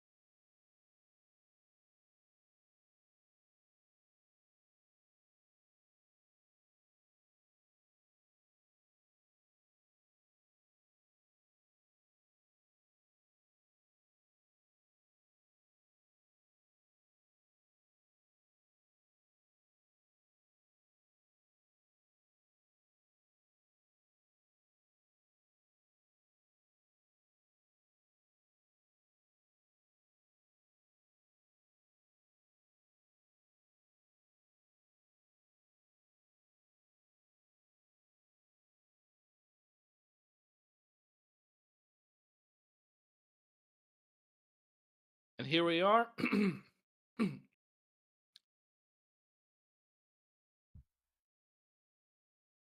Okay. I'm already in the lobby. So jump in. Perfect. Let's get the second of the best of 3 from this semi-final. Let's There we see go. how it Perfect. will So this is White go. Fire. This is a classic map. It's been around in FAF for a very long time, and it's a very aggressive early map for a couple of reasons, which I'll walk you through. The main feature of this map is the large amount of reclaim, which both teams actually have to play with. Right here, see there are 2 Tech 3 naval yards for each team. Okay, this is basically the deciding thing for the early game. There are a number of ways you can use this. Screen is completely black for you. And this is where Tar actually needs to make a lot of PGens. Yeah, actually, this is one place that his affinity for making 1 million PGens will actually come in handy, because he will actually then be able to spend the mass. 35k reclaim on the map in total. Just move that down there for you all. Now, there's a couple of things you can do here. You can transport engineers to try to steal your opponent's reclaim. You can go early bomber and bomb your opponent's reclaim and the engineers collecting it. Obviously, if you open like 6 or 7 PGens just to be able to get this and live off it, and somebody bombs it, you are going to be crippled for life. That is getting your spine cut in two in FAF terms. It's absolutely brutal. Barney is drawing on the map here. Not really sure what he's going for. Is that where he's planning to wall up? I don't know. This is very unusual not to see the players. Okay, Tar is going for the reclaim. That makes a lot of sense. He's built no mexes, no, 1 mex, and he's going for lots of PGens. Very sensible. Little Tank not going for the reclaim. And Barney is going... Oh, he is already slurping it up. Good. Excellent. That's really good. Now, technically, they could give some of the mass over to their allies, so they wouldn't need to get it all at once.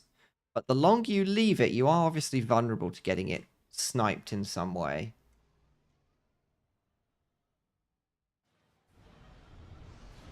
Just going for PGens. Yes. Although I can see now that Barney is making too many PGens, as well as Little Tank. Never mind. Well, he's getting a lot of reclaim. He even stopped reclaiming his naval yard. He stopped reclaiming it because he actually had a full bar, so he didn't need it. So this is actually, he doesn't want to waste it. That's actually not, it's not dumb. It's really not dumb. You can see Tar down here. He has had his engineer on pause until he needs a little bit more of it. He's actually going to overflow some of it here. He needs to pause that again. Pretty reasonable. Yeah, it's being overflowed onto his ally. So this is not bad at all. Not bad at all. Obviously, an early naval yard. Little Tank going early naval yards here can deny this. There's about 2k left. Nice to see you on the stream. How do you like it?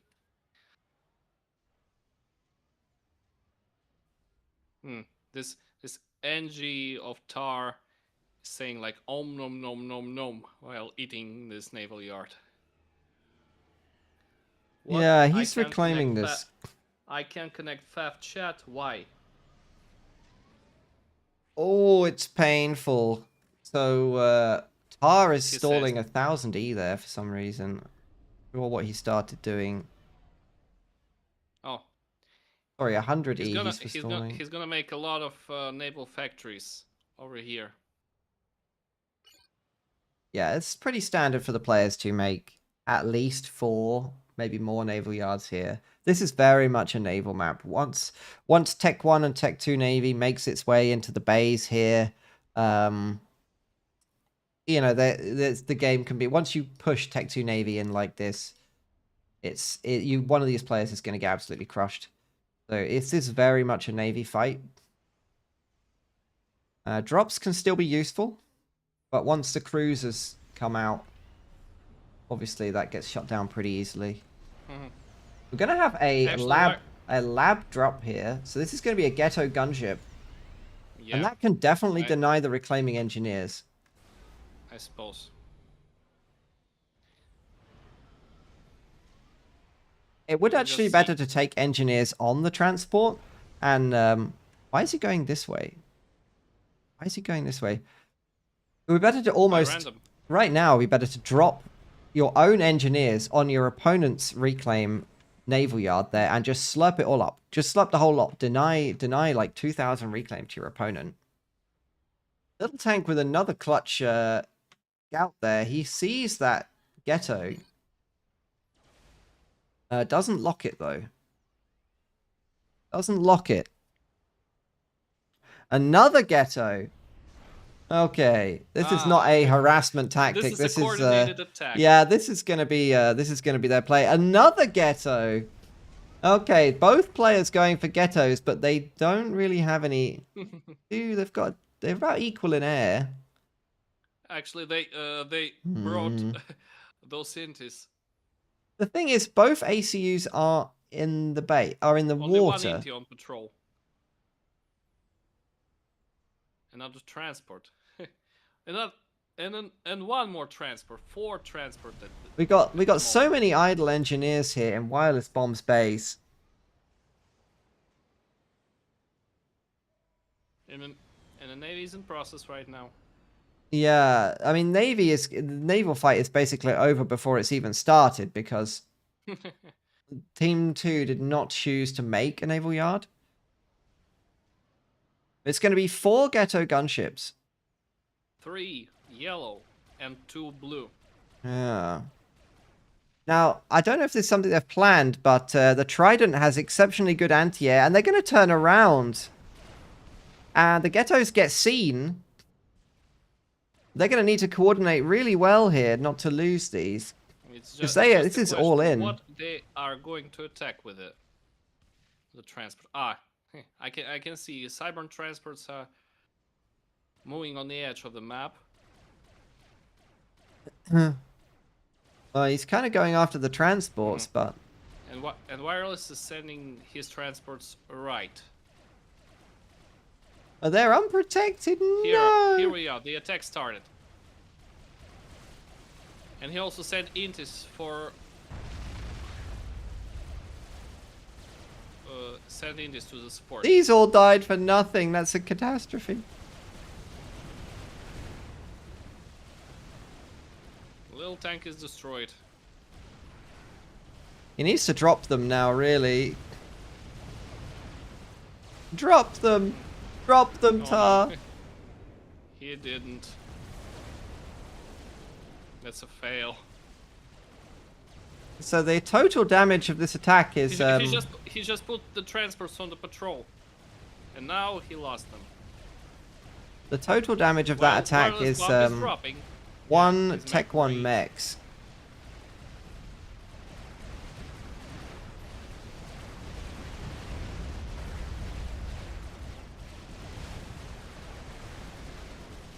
I mean, they need to do absolutely catastrophic economic damage with this because the naval game is over already.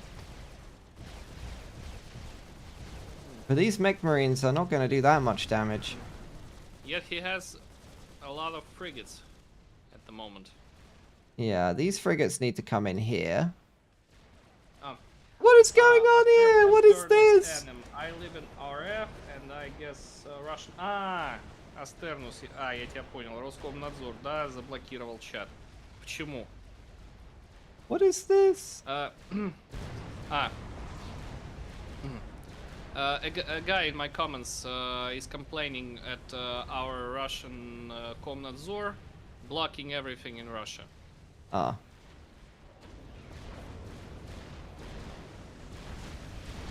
Torp launchers trying to defend here, but that is not anywhere near enough torp launchers to deal with like block the 10 chat. frigates. BM. Get the holes. I mean, it did no damage, so I don't know why Little Tank is upset. It really did absolutely nothing to him. It's hard to... Torp bombers comprehend. used here, but torp bombers against tridents isn't that good at all. Tridents are the best frigate in the game against torp bombers. Yes. Wireless bomb is laughing. So after all of that, Navy basically got completely crushed. There's a Salem already out, which means Team 2 is kind of cooked. But they do have nearly double the eco. So they need to pump torp bombers like crazy and kill the destroyers. Torp bomber is dead.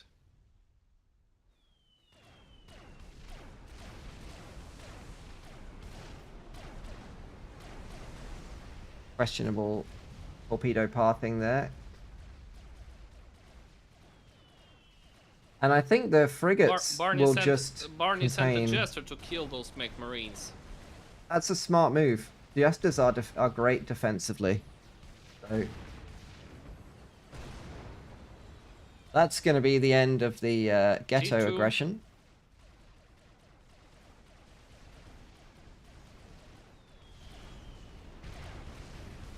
Yeah, losing half of his damage by dropping at this angle onto the land like that. That's it. And the Tridents are very good anti-air. He's probably going to lose his entire base before he gets rid of this Salem. What is he going for? The ACU? The cruiser is almost out. Both torp bombers go for a single engineer. And the cruiser is going to finish. That will definitely shut down the torp bomber aggression.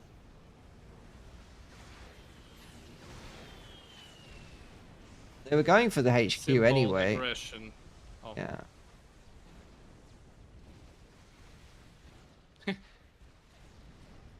And it's very difficult to see how Team 2 could come back the from air this. is dead. And more frigates are coming on the right, on the left side, crushing engineers.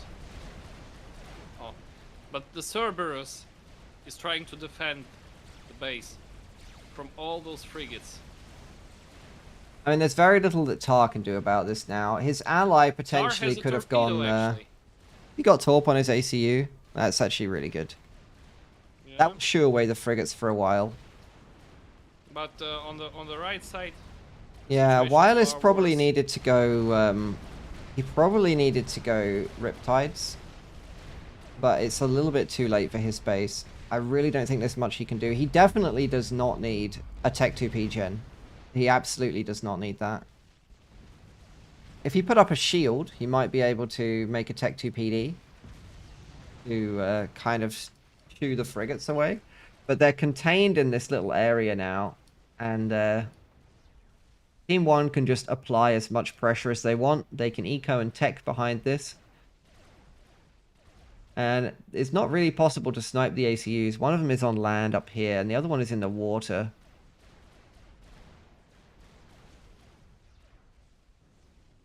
Very difficult to see what Team 2 can do. another pack of frigates is going to Tar's base. Meanwhile, Wireless Bomb's base is slowly destroyed by powerful cyber I mean, navy. panic building torpedo launchers here is... that is not a long-term solution. Well, We're going like, Tech 2 Navy, but... I mean, Tech 2 Navy, when you're dying to frigates like this, is Tar is painful. successfully fighting those frigates. No, not successfully. They're attacking him. He's standing in the water up to his chest. Did not work. Reclaiming the exactly. frigates like this whilst also firing the torpedoes is pretty smart. It did not work as planned. Yeah. We could kind of tell it didn't work. They probably needed to go, or they needed to really send all of the ghettos to one place. Do as much damage as possible. Lock the air factory, and then then either drop and run, or move them to somewhere else. Pick them Wireless up. Come is, here. Wireless is making a drop, but that can be too late. Tar is dead. Drop gets taken down by the siren. That's yeah. going to be GG. The game is very, very over at that point. Okay. A ghetto attack They did won. not work out. They won pretty fast. That will leave us with so we know it's going to be is it Team TNT in the final? Along with the winner of this game, so let's see GG. if we can see the okay, let's join this one. Which one? I love TheMemeCommander. Yo, what's the password? Did they launch? Did they launch it without? They did. I was just about to join the other game and they launched it. They launched it before I could join. Absolutely outrageous. Астернус, это ты еще раз скажи мне, в какой чат ты не смог попасть, предположение? Ну, блокают они там, конечно. Да, но я не знаю, им надо, наверное, время, чтобы они до фафа добрались все-таки. I'm telling a guy who commented, who could not join the chat, that Roskomnadzor needs time to reach Forged Alliance Forever. It needs time to reach it. I don't know what that means. I'm speaking that it's about blocking various resources in Russia. Okay.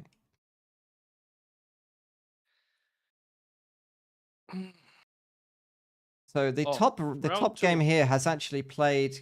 I mean, they're a game ahead of us, but we might be able to. Round 2, Reds versus TML boys. We might be able to.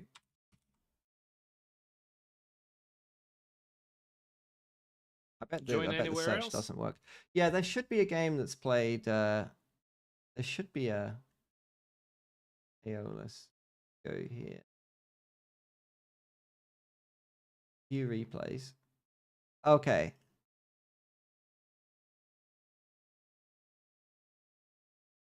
So I'm going to jump into the. I'll send this to you here. There you go. I'm going to jump into this game here. This is going to be the first game in the. This is going to be the first game in the other semi-final because I've just jumped into the second game and the replay's not ready, and I don't want to sit at an empty screen because it will be very boring. Okay, So we are back on diversity, and we've got we actually got very similar. We've got lots and lots of Cyberns. So in the purple sneaky Cybern over here on the corner, we've got the Commissar getting double adjacency. In grey, we've got PNS Revelation, also in Cybern. He's going single adjacency. On the left-hand side, we've got Stale Devil. We saw him spamming lots of Tech 1 units last game. He's going double adjacency, Cybern, land all day by the looks of things. And last but not least, we've got Banana Smoothie playing Seraphim in pink. Going a large number of land factories. So this game is much more balanced, I would say. We've got a 1211 versus an 1100 and a 1k. Now at this rating, 100 rating points, it means absolutely nothing, okay? Anything can happen here.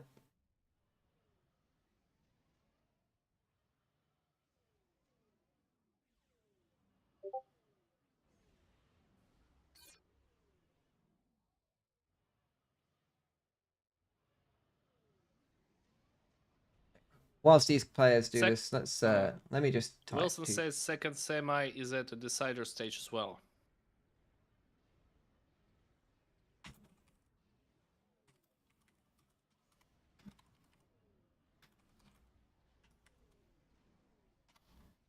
Okay. Let's.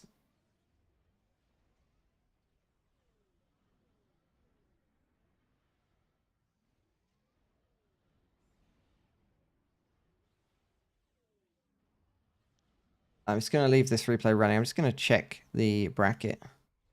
Yeah. Yeah. So there was actually. They hosted the lobby. So I'm. For the third game, is that right? Yes. Oh, it was 1-0. It was 1-1. Round 2, Reds versus TML Boys. Another map. Okay, maybe I can pause this one. And then, can I do that? Can I? Rats versus TML Boys. I should be able to live stream to live this game. Hold on.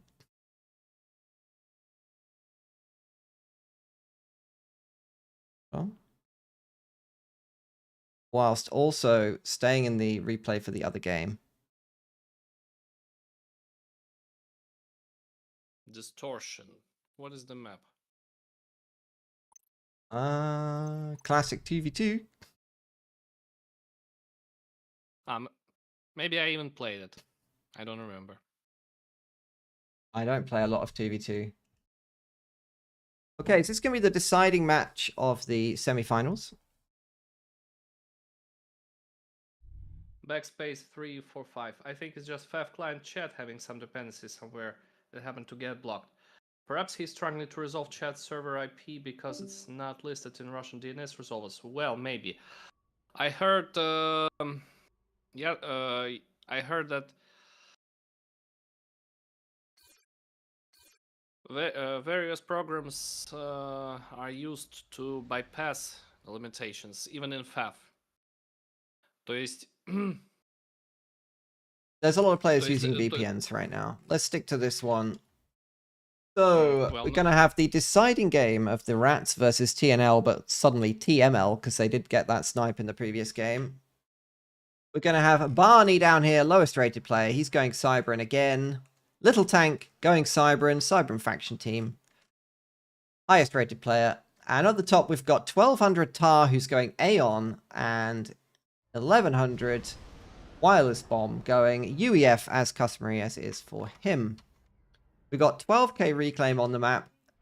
It's not really a lot. Not really a lot of reclaim. Still worth getting in the little bits that it is, but it's not like you need to rush anywhere for it. Over here, this town is probably worth a fair bit. These cars, I think, if you destroy them, are worth about 300 mass each. So, and I think these mainframes are worth like 200 and something. So this is actually where the mass is to reclaim, and that's going to benefit the front players most. Mainframes like in Command & Conquer Red Alert 3 Japan devices. Mainframes. I'm recalling them. I always recall a lot of things. We're going back to Sounds, mainframes. Games, anything like this.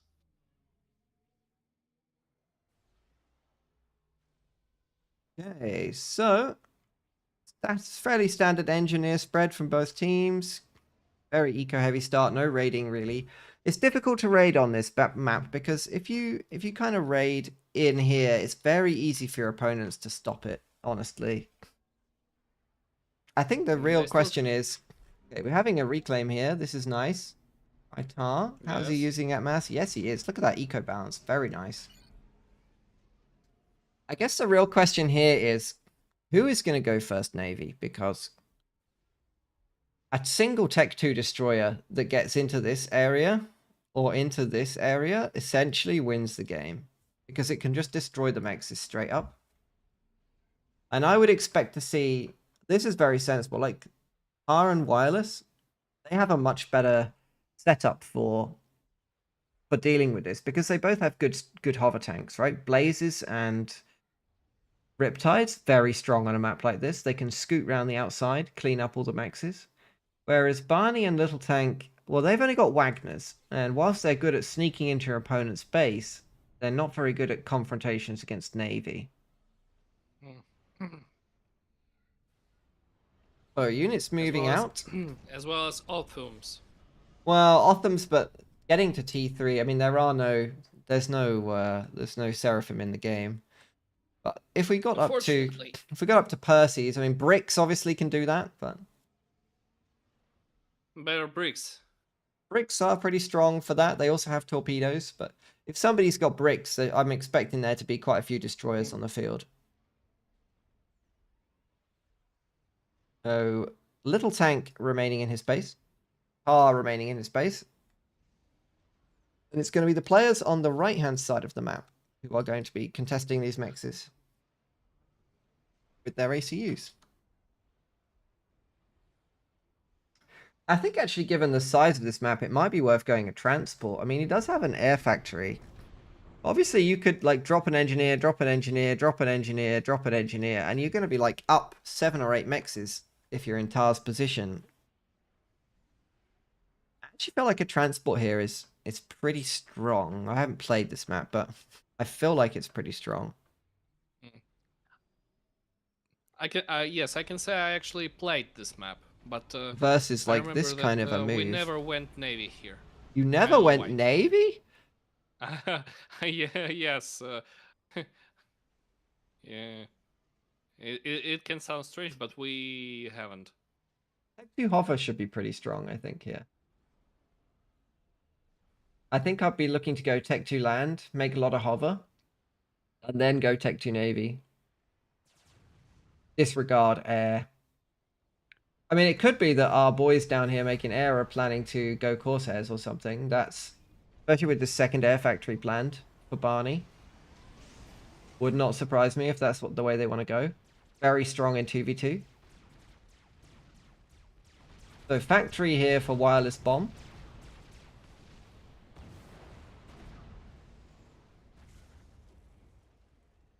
And both of the players on the left side now moving out basically at the same time.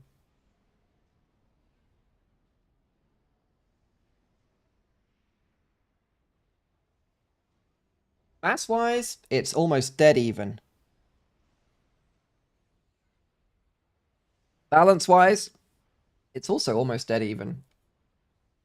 Pretty even game. Yeah.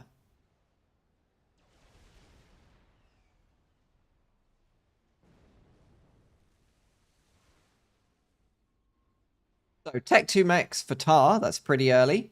I would say at 5 minutes. Naval yard for Tar as well, and he's queuing up a completely even mix of frigates, submarines, frigates, shards, and more frigates. At least he has enough energy to support this whole. Well, he is doing the exact same thing of stalling infinite mass so that he can build infinite PGNs. And the commanders are going to meet each other here. Tickling each other. They're going to fight over this mechs. It's my mechs! No, it's my mechs! The good, Mom! the bad, the ugly. My turn with the mechs. Little tank brought some support with him.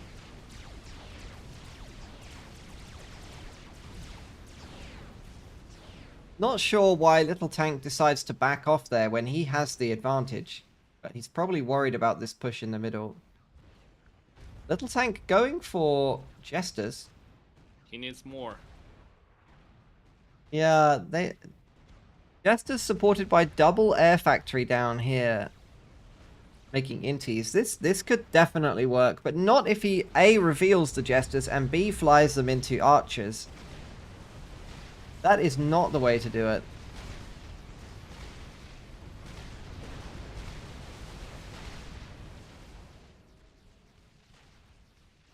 So it looks like Little Tank actually opted to give up this mechs. He really could have just pushed in there. He has so many more units than Tar, who's being incredibly greedy. Second T2 mechs is done. I like how he ringed this mechs to make it cheaper to upgrade, and then upgraded the one he didn't ring. The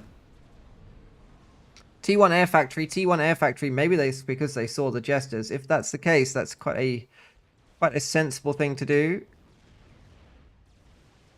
Neither side taking their island mexes here yet. 7 minutes in. Some much needed mass. And only one engineer is taking those mexes, and maybe only one engineer is going to reclaim all this. Yeah, very easy to deny this with a Tech 1 bomber. This is basically the thing you want to do if you have a Tech 1 bomber, is to deny this engineer. Are making Navy here, but he scouted that his opponent doesn't have Navy, so his reaction should be to immediately move his units there. And also take this max back. 2 Tech 2 mexes for Barney as well, so a lot of eco going on.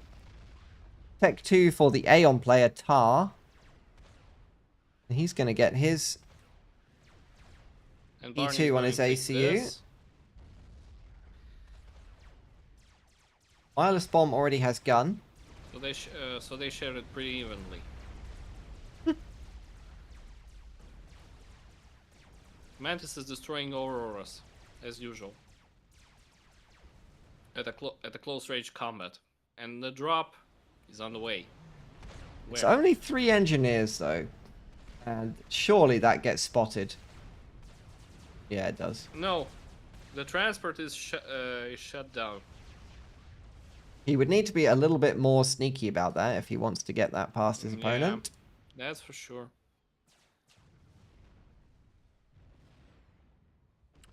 So gun speed for Barney, but his opponent already has gun.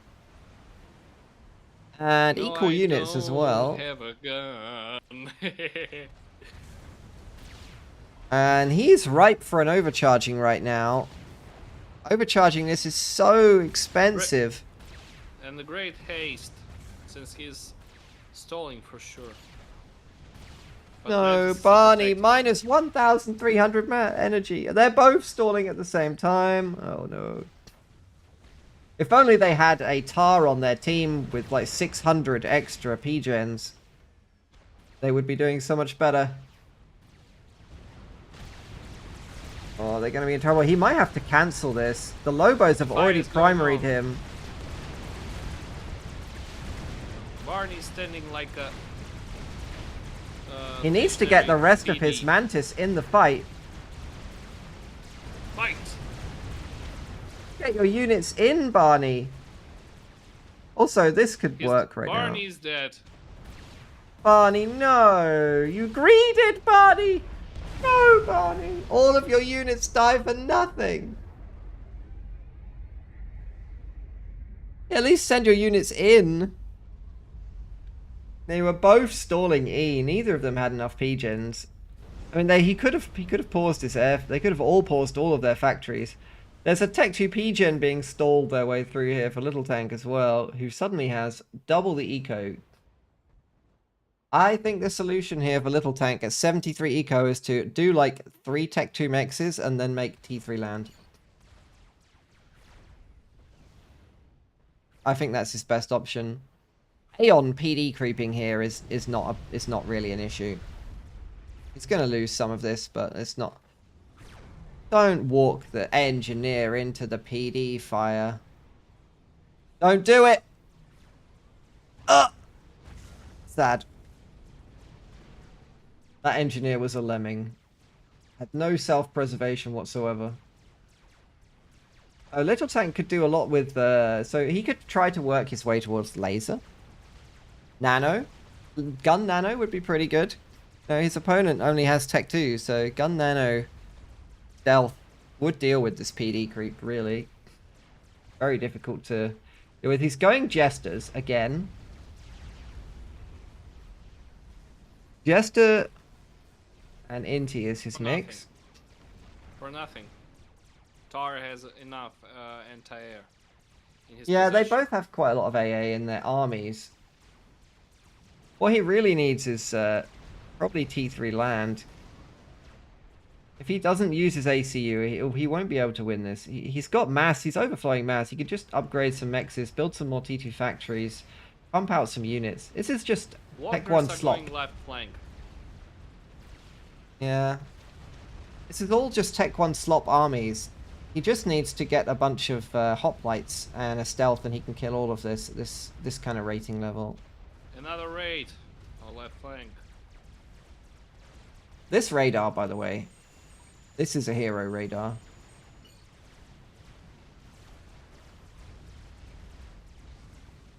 More Oblivions here. Yeah, this Oblivion creep is actually not worth it. It's just not cost effective. He should be reclaiming these behind him. But on the right flank, things are going more successful for Wireless Bomb. This is pretty interesting that more Wireless justice here. lost all of his... Wireless lost all of his anti-air there. His inties.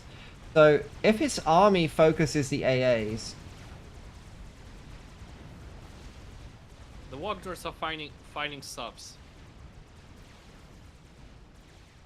yeah, Wagners do okay against subs actually.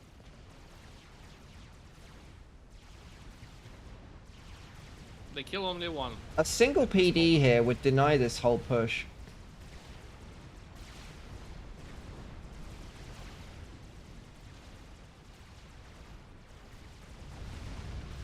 A wireless bomb needs to be careful that he doesn't move his ACU away from all of his units and lose all his anti-air, because if he does that, he will be very vulnerable to the Jesters. But the Jesters come in, I think they just auto-aggroed, so they've been revealed all of a sudden.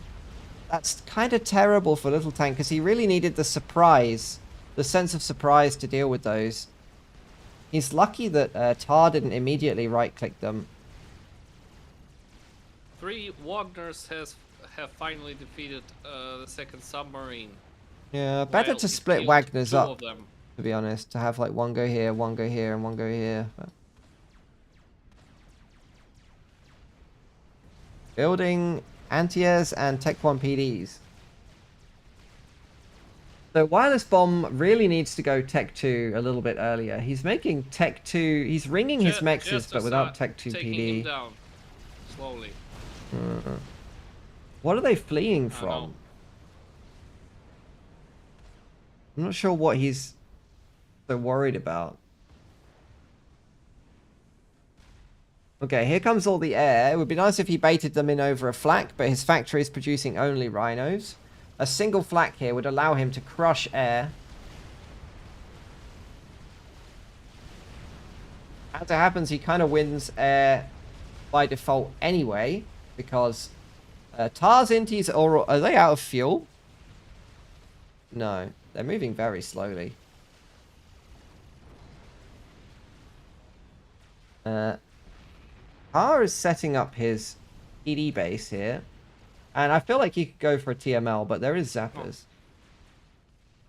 Little Tank not using his Wagners are destroying ACU. something. Yeah, they are getting a mech. They got a max. 1 max. Put them out of range of the Navy if you can. The idea, really. They're going to walk back into the... they've got 1,000 mass killed each. They're pretty Only good. 1 survived.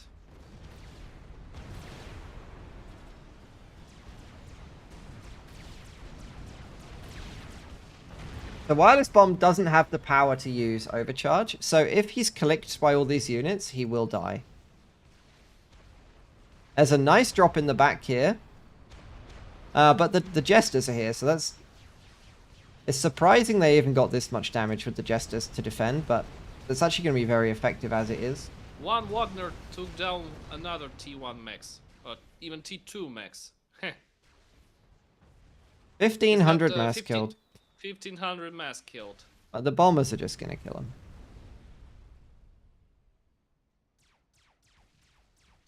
Tech 2 Navy for Wireless Bomb here. And TML on the left for Tar. Oh yeah. So there is TMD. Is his ACU... yeah, his ACU is definitely killable with TML. Considering he hasn't moved for so long, if it was me, I would probably put 2 and just try and kill him, snipe him, because he's not moved that for ages. And the moment you reveal that you've got 1 TML, he'll start defending against it. But right now, Little Tank has no idea.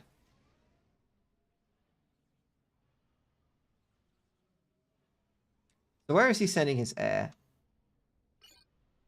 It would definitely be possible to send his air around like this. He is bypassing, which is pretty smart.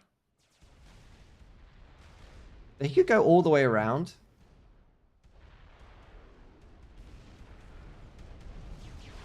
Is this a nano upgrade? I suspect it probably is. Should be a nano upgrade, really. T2? Yes. Okay. I mean, he doesn't have Tech 2 anywhere. Again, Wireless is still putting out Tech 1 units at 16 minutes. The Jesters actually go in first. They're going They to go tank the down. damage, so Little Tank is going to win air here, I think. But all the Jesters have taken a lot of damage. By the time he actually kills this naval yard... Just don't survive, but I finally spotted that someone in this game actually has T2 naval factory. Yes, the first cruiser is done, the Jesters are now obsolete, and the air is kind of useless now. So Little Tank is going to have to make his play on land. Unless he starts spamming subs out of here. If he makes subs, then he can just kill the cruisers for free. His naval factory is idle. Yeah. Is he stalling mass? He actually has mass. He's made so many rhinos. Tar is firing his TML. It looks like it's at a T1 max. That's a very questionable choice. One T1 max down. Worth it. This is just Tech 1 slop. So, what I would like to see is the Auroras to like start using their floating ability.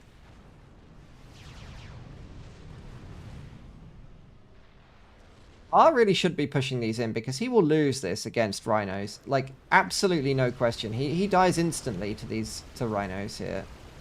Little Tank has decided to fight.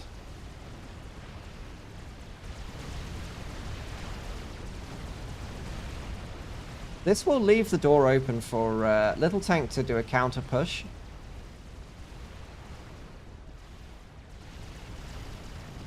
Wayward TML there. Maybe going for the naval yard. Actually a nice pickoff. Again with the Jesters. We are at 17 minutes. It was just one missile. Just one. Yeah, only one is required for a Tech 1 naval yard. More bombers from wireless bomb. They're just going to kill a T1 mech. But this economic damage is kind of stacking up over time. Little Tank is now down, 3-1 in eco. More damage comes from this cruiser. There goes the E storage. Mass, but it's for now. Little Tank is running out of time. He has the biggest army by miles. He has so many Tech 2 units against just a few Tech 1 units on his opponents, but he's not prepared to use them just yet. He's waiting for his Vipers to kill the PDs, and then I guess he will go in. So simple. Yeah, the Vipers are doing good damage. 2 Oblivion. Oh. 1 Oblivion, 2 Oblivions remain. Time for attack. Really does need to get a shuffle on here because he's so far behind in eco that And waiting this is now so close to Little Tank.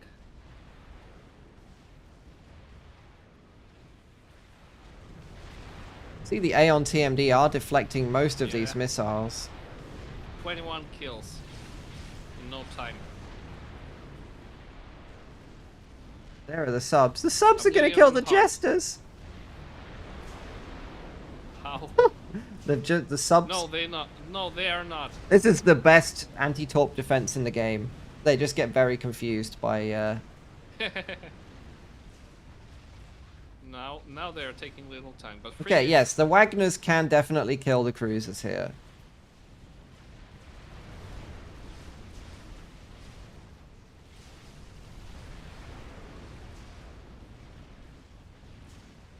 Little Tank needs more TMD.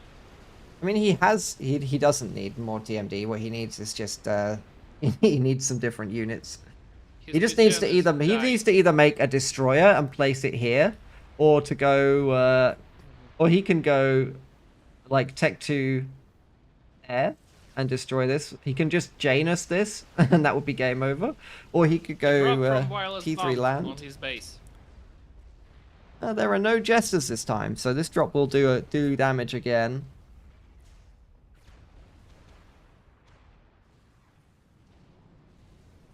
Another cruiser is coming. It's really only Tech 1 mexes here, though.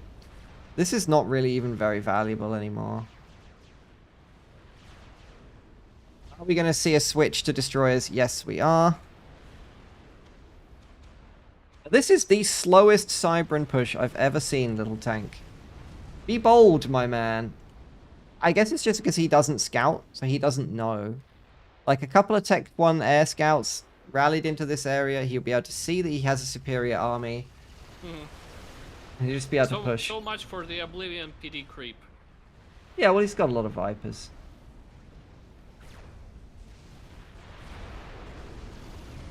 He has the Oblivion's hard like counter. And Oblivion's like pour something on Cybran units. I don't know what they are pouring on them. But it didn't help.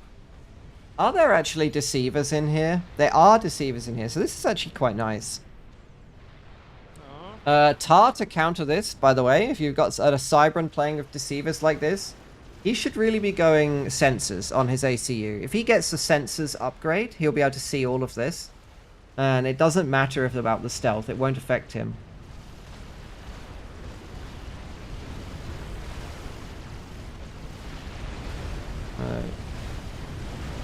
Rhino's moving in against Tech 1 Slop.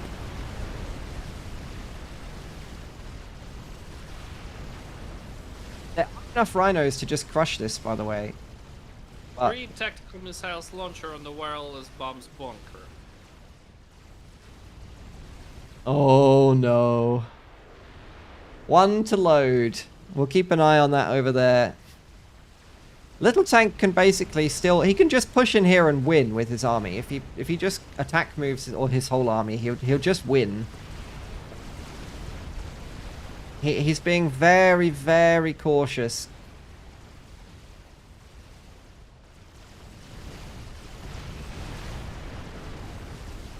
There's now an enormous mass field here.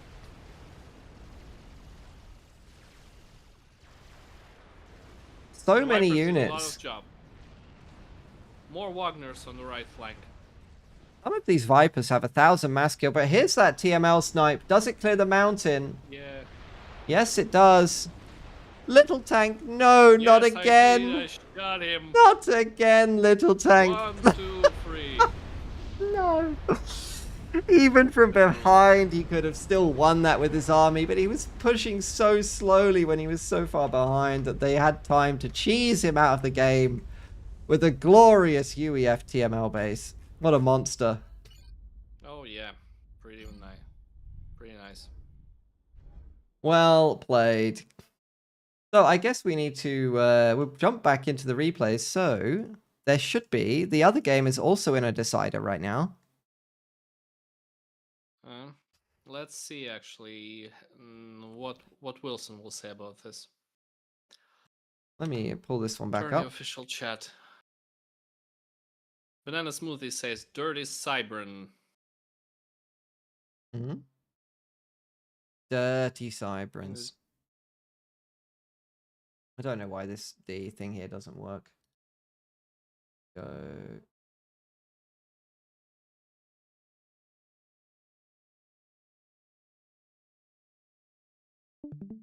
Okay, so it's a three series. So I'm going to speed run through these whilst we wait for the final to be hosted. We'll take a look at what happened in the other semi-final. Well, 330 mass against 150. He still could have won. He had so many rhinos. Oh, it was unfortunate. He could still win. Remember in these games that just because your opponent is ahead a little bit doesn't mean the game is over. In low-rated games, so I have seen the most outrageous comebacks in low-rated games you would not believe. And a tournament is no exception to that rule. So let's see what happened in this game. This is game 1 of the other semi-final.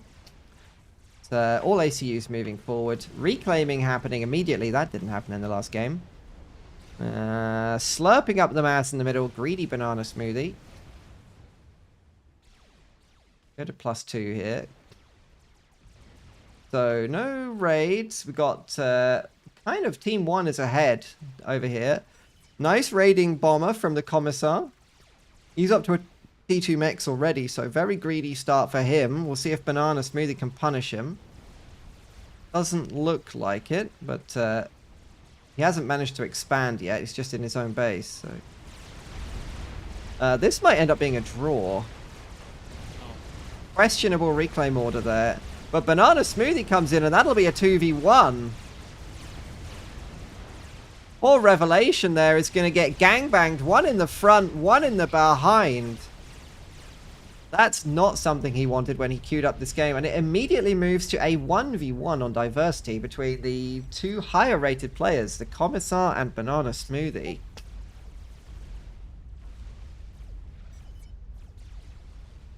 So what do we got here? Cyber and Air Factory. Banana taking over the base.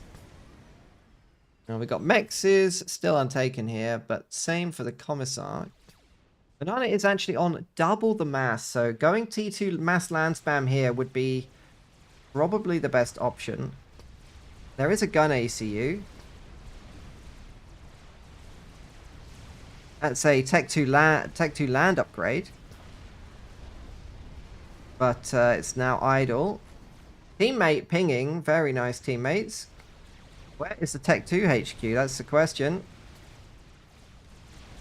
Where are the Tech 2 units? Commissar is catching up on mass, but this looks like it will be a bit of a mass donation here. Banana Smoothie making Tech 2 mexes at the front. That's not a wise idea. Going nano repair first.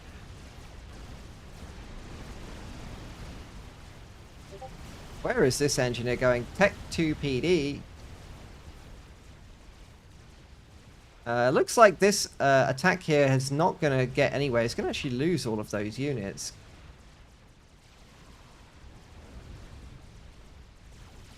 Does get a nice raid, and that's going to put him ahead. Ahead? He's stalling E brutally. No. Okay. How come? Banana has got some Yenzines, so she's ready to counter push. The Rhinos look like they clear this up, and the Commissaires' aggression comes to almost nothing. The eco balance is out. He starts producing Rhinos. Rhinos versus mini chickens, not good for the Rhinos, by the way.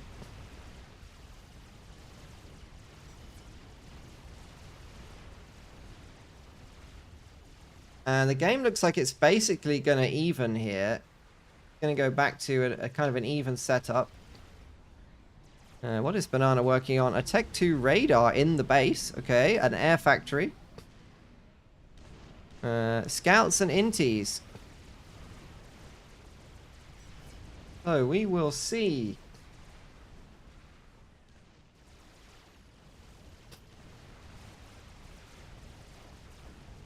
Rhinos moving along the beach here. Banana opts to move them round here, which is a little bit unusual. I would expect the raid to go this way. But she can definitely push in here. Not sure why coming. It looks like she wants to go for the ACU. Very aggressive. The Commissar is taking a lot of fire here from the Zooies. But he has guns, so he's not really in any direct danger. This push is then a little bit late because the units start streaming out. Banana Smoothie really needs her own gun, but she's going up to T3 land. Look at that, 13-minute T3 land. It's an unusual rally point here.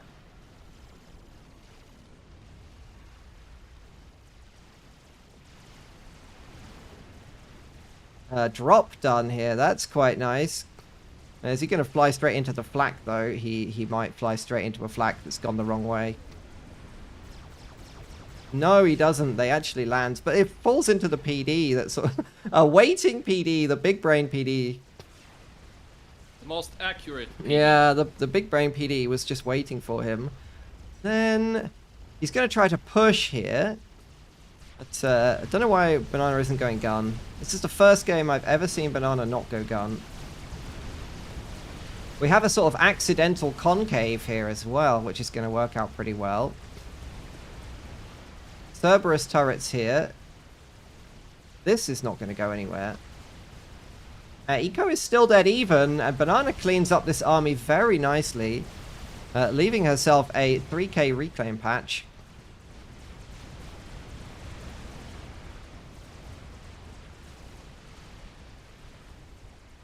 Definitely needs a PD here.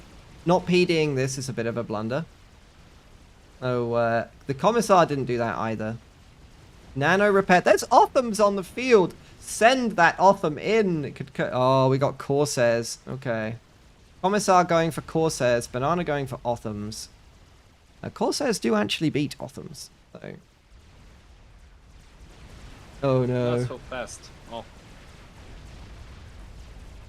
Pretty accurate position for Cerberus. Yeah, we got them all. I mean, at least they're not in the hole. Last time they were in the hole, now they're on the hill. I mean, it's better than it was.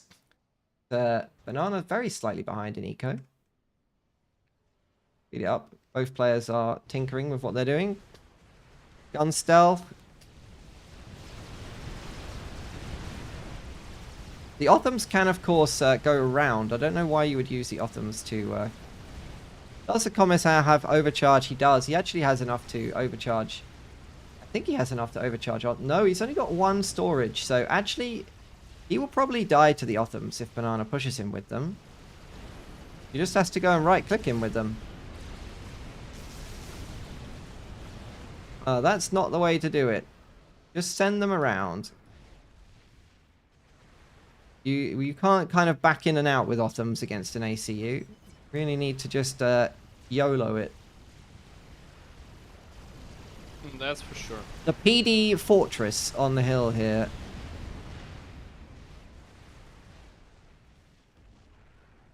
Okay. Well, Banana has nano but no gun. Both teams taking like a 5-minute breaker. That's okay.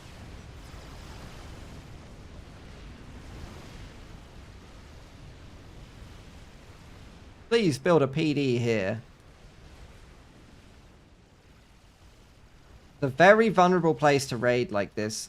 Banana has the perfect units to raid with those Othams, but not using them. I mean, if you're gonna do that, go for sniper bots or something. It is the Commissar who's doing all the aggressive moves here. The Tech 3 HQ is under threat. Tech 2 Mex is going back down. The old ring around the rose is being done here. Finally, we get a raid. Banana counter raiding here with Othams. And artillery. What's being dropped? Probably bricks. But the Othams are AFK. The whole army comes back.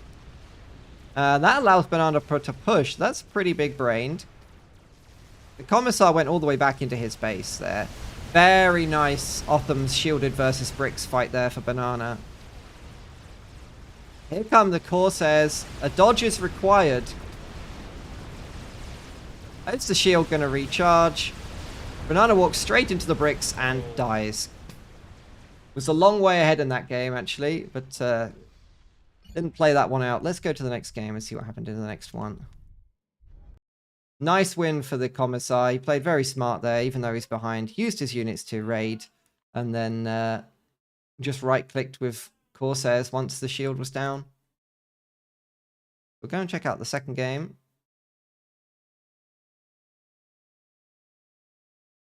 Why can't we watch this one? Oh, because I'm already in the game. Okay.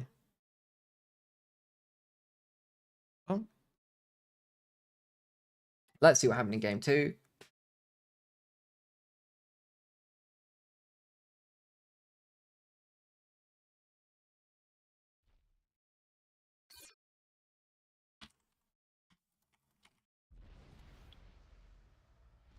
Oh, this is a game we've already seen. It must be this one here is the second one. They didn't play the White Fire map. They didn't play White Fire. Kind of unusual.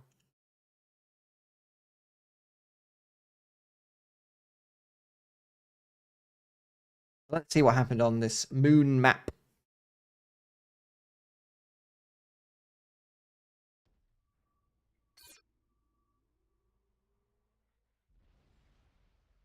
Again, Banana Smoothie and Pink, Aeon, and everybody else playing Zybran.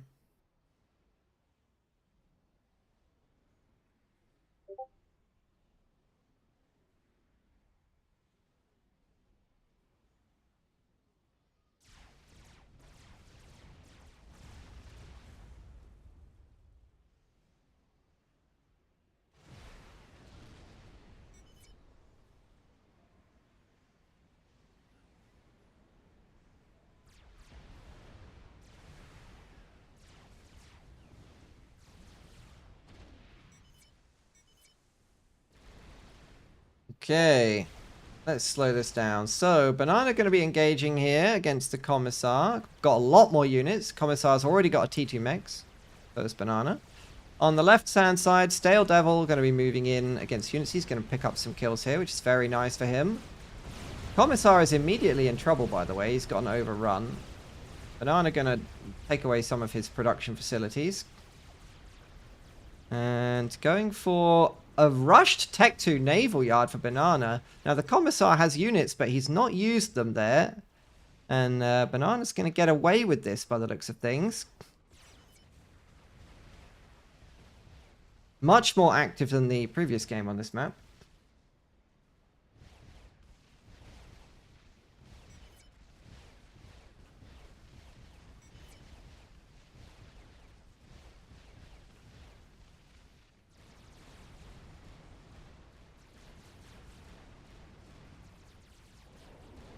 So, Commissar going for gun. And again, Banana not going for gun by 10 minutes. Very, very unusual. Do we have that destroyer? Well, it's coming. Banana stalling everything. Stale Devil, he has some mass.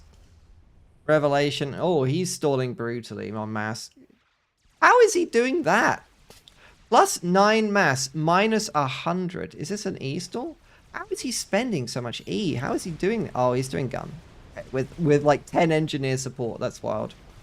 The Commissar is basically farming Banana's units here because she didn't get gun herself because she was rushing this destroyer, which is nearly ready. We'll have to see if this pays off. She's going to have to use this destroyer to get a bunch of kills here because she's tanked, spent a lot of money on this destroyer. Commissar is going to do a big land push. He can take away all the production here. Banana doesn't have Tech 2. Oh, okay. So the engineer walked to here. Meanwhile, Stale Devil is making good progress against Revelation, who's been forced back to his double factory. Look at this nice adjacency with the radar. Isn't that nice?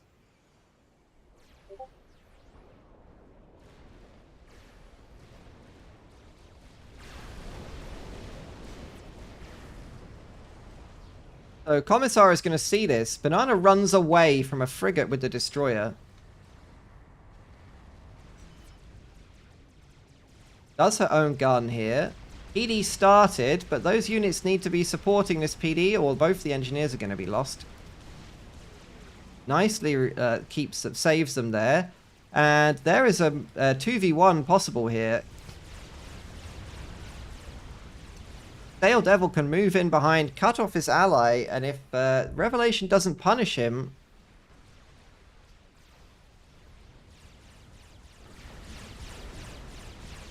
Oh, it's going to be a fight to the death here, but the destroyer turns up to beam the Commissar. He drops very low very quickly from that. Banana smells blood. Picks up the kill. That's going to transfer everything over to Revelation, who has his own destroyer over here, by the way. He could be putting a lot more pressure on the base with that destroyer.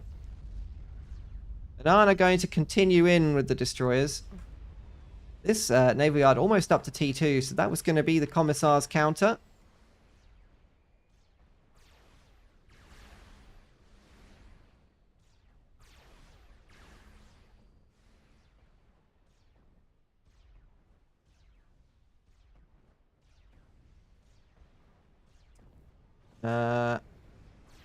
Revelation, my man, unpause this factory. Actually, the thing is, it's going up to T2, so it might be worth. I mean, technically, because he's going double Tech 2 Cyber and HQ, he might have been better to finish it, reclaim it, and then build a Tech 2 thing. But that's probably a bit too much for him to think about, really. Most of his stuff is paused. What's he doing resource-wise? He's actually managing his mass pretty well. Stale Devil is stalling like crazy. Banana Smoothie, pretty good eco. But the destroyers are basically going to be terminal here. Now, Banana has two options at this point. She can either put a Tech 2 naval yard here and pump out some more destroyers, or she can go cruisers and pile on the pressure in the base. I think going for cruisers would be better, just because it will protect from the air snipes that will probably be coming for the ACU. Going Tech 2 air is also viable.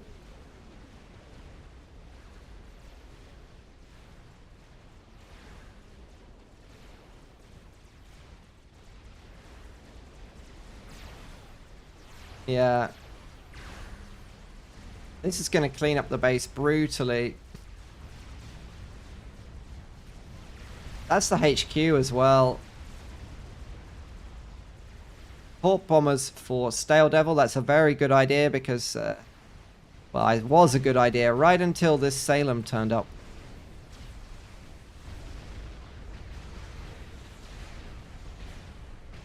That's going to sort out all the Torp bombers.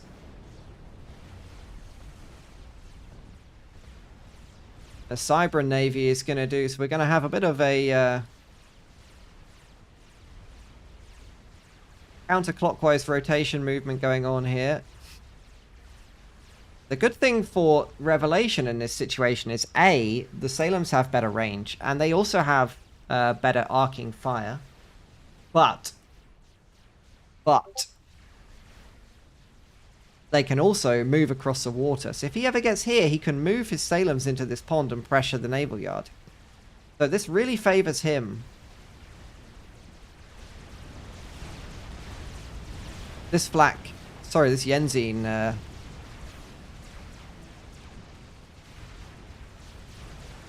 bit of a mistake going that way.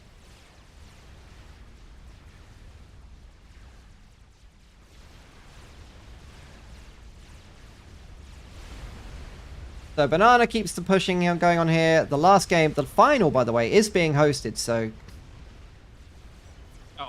Tech 2 HQ is desperately trying to survive, but goes down before the shield can finish. Stale Devil moves in on the right. Banana is moving in on the left. She does actually fight the Salems here with the cruisers. ACU wisely runs away.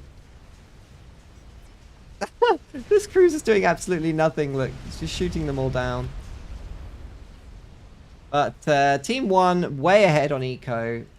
Revelation just took too much damage losing that base. And that's going to be all she wrote for this game, I think. Very difficult for Revelation to kill two ACUs here. He does have a Tech 2 land HQ. It's not impossible. But it looks like he surrendered there. Grand final lobby. Grand final is hosted. So what happened in the last game? We search for this again. And I stopped my streaming. Oh, okay. Now, so I'll be only commenting with you, okay? That is fine by me. We are just trying to give the low-level players some incentive to play, get casted, do something cool. Yeah, Become a legend, like a Helldiver. I don't. Yeah, I would be happy to, but I don't have much time for casting. Now, what has happened here? Some random guy here. What has happened here? Or password protected.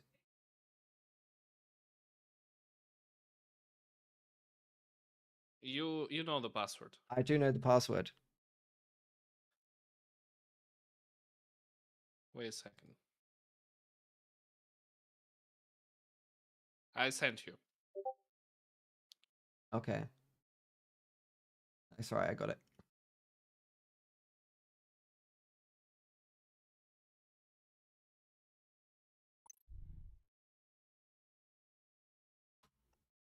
Hello there. Hello there. Hello there. General Stale Devil. Doesn't really work.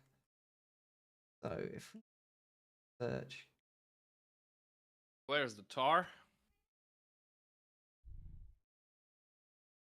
There's me some swap to Martin this. P36. Just swap to this. If you guys.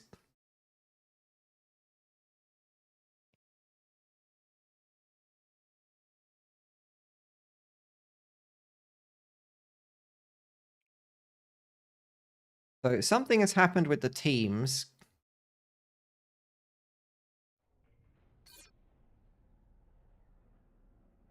I'm just going to speed run the last game of the deciding game here.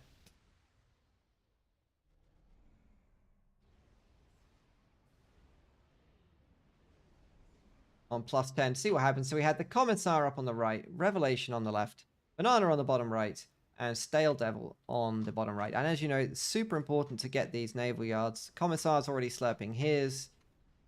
Everybody's getting it, apart from Stale Devil, who's a little bit late with his slurp there. No attempt to steal them. No attempt to steal. Commissar is the first person to do a little bit of aggression with Navy. Looks like there was a sub out. He wasn't able to deny it, so... Banana comes in to defend. Looking for a raid. Tech 2 Naval Yard done for Revelation. That's very early. Pumps out 7 T2 engineers. Wow. He's very confident about his build power, considering he's stalling 40 mass a second there already. Banana being quite aggressive here.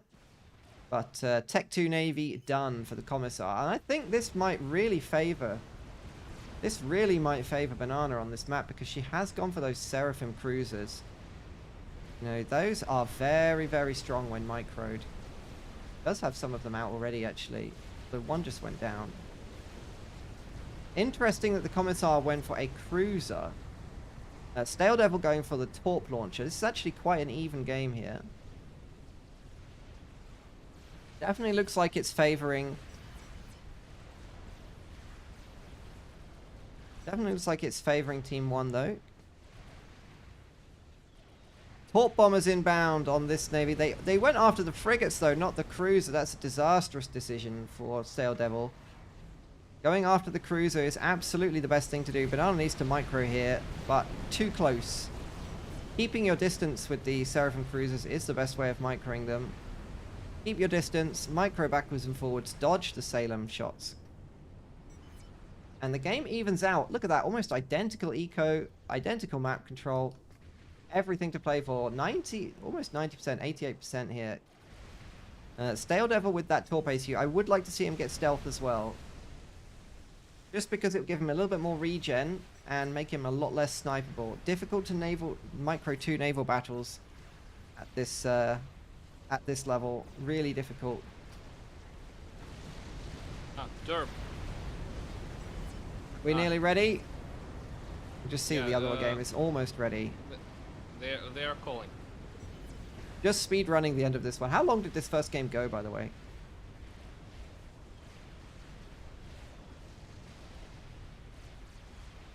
Get the maximum amount of faff going. Nano repair for Banana and Resto Field with the Seraphim destroyers. This is a really nice tactic. If microed well. Team 2 pushing in here. Commissar loses another destroyer, and Stale Devil just starts adding on the hurt directly onto the naval yards. He has his own... Why did he go gun and not torpedo? Oh, he does have torpedo. Okay. Naval yard goes down. That's a T3 sonar for the Commissar there. That's an interesting choice. Oh. Commissar goes pop. That's going to leave Revelation in the game, but he's losing the right-hand base brutally.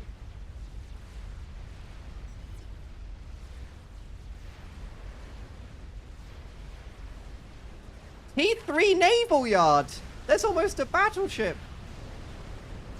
I guess we are at 30 minutes. That battleship is basically going to definitely be able to kill all of Banana's destroyers here. But the battleship goes down to just microed Seraphim destroyers. Navy is crushed. And this is a one-way street from here on out. Laser? Honestly, Revelation, I like the try. But without teleport. Wait, there's a monkey lord in Banana's face! This is actually a funny game. I wish we'd gotten to see this one. Look at this. Oh, that's going to be GG. All right, let's go back into the grand final. That was a funny game. That was a good one. Okay, we're ready, but something is wrong with the players. We've got Martin P36 here, who is... for some reason, Martin P36 is going to be taking the place of the other player here for wireless bomb. So the rating is going to be... The rating is going to be skewed. Did they have to leave? Let me check the tournament chat. He's a substitution player because they had to... Substitution player. And they can't find another player. Stale Devil says the teams are right. So it's fine. Okay, all right. Well, we're going to be playing on a naval map here. It's map gen.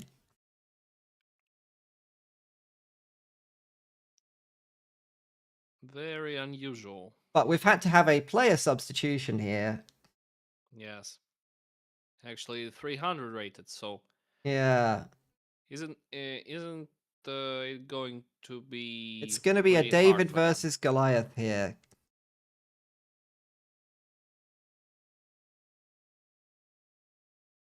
This will be the finals of the SuperNoob 2v2 tournament.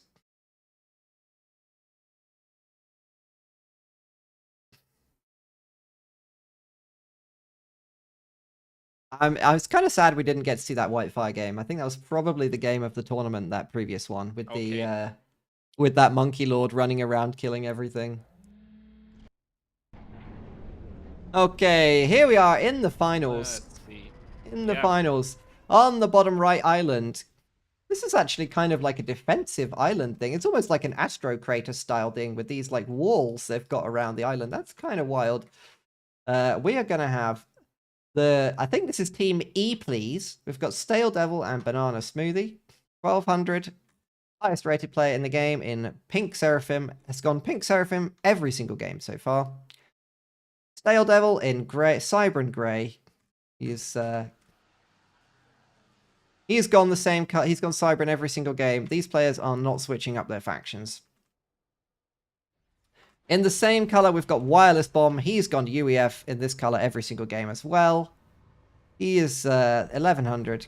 And a last-minute substitute because their 1K player couldn't make the game and walking around slightly confused. In fact, moonwalking. That is some serious aura right there. It's going to be Martin P36.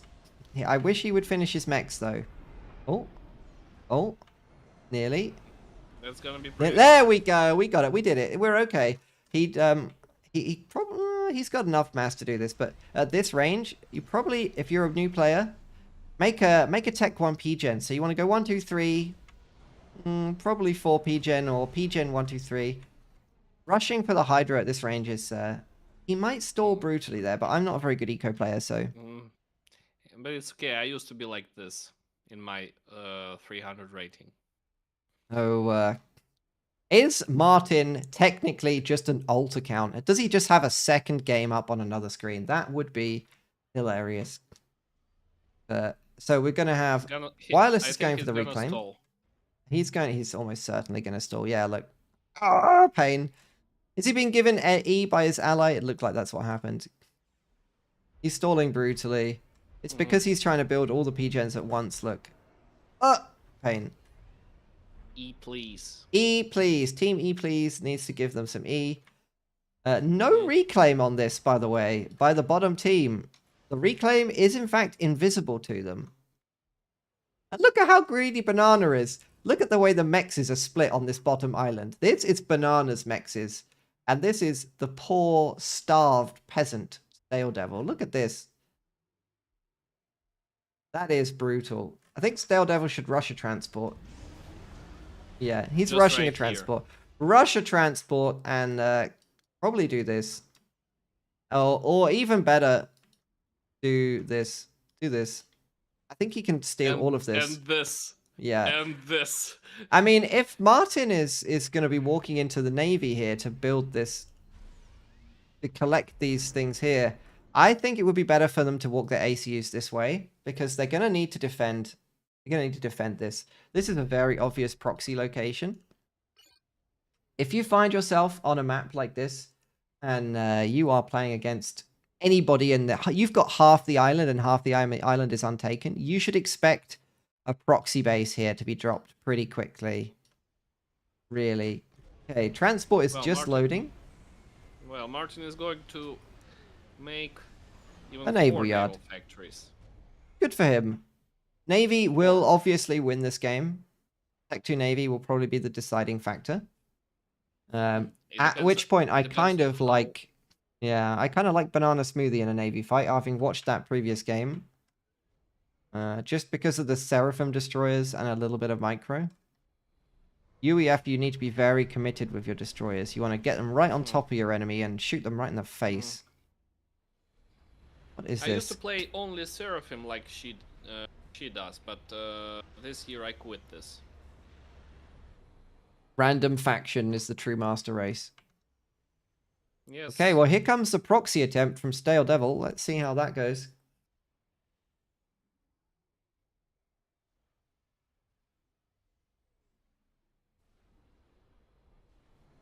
I genuinely think the top team still could have won that previous game if they'd, instead of going for a spider and battleships, they'd just made more Navy. A drop is on the way. He's going to land outside the mexes. I think it would be better to just land in the mexes. Because, oh, it's not visible. Okay, so a radar here is pretty important if you're doing something like this. So there is going to be time. There's going to be time for Stale Devil to make a big proxy here. Oh, the transport's going to fly over and see it. Wireless Bomb is so lucky. He is so lucky that he caught this. He is so lucky. That could have been like 5 factories and completely like covered. But he loses his transport by the looks of things.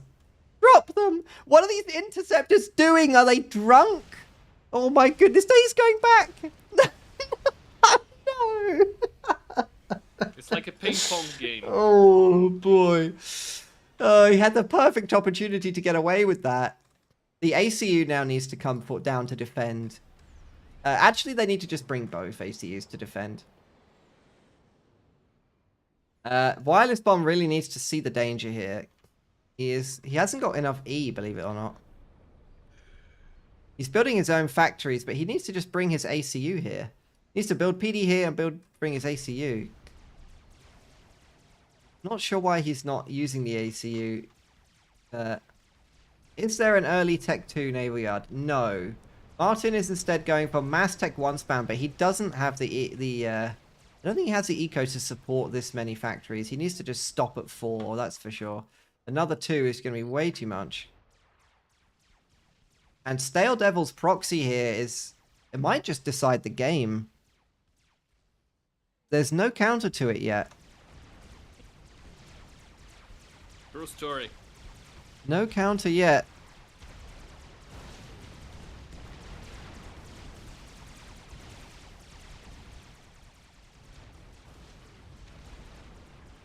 Bring your ACU south, Wireless Bomb, I beg you.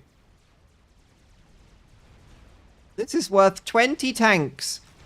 20 tanks! Imagine how different this fight would be going if you had 20 tanks here. Although unmicroed Mantis don't do very well against Lobos.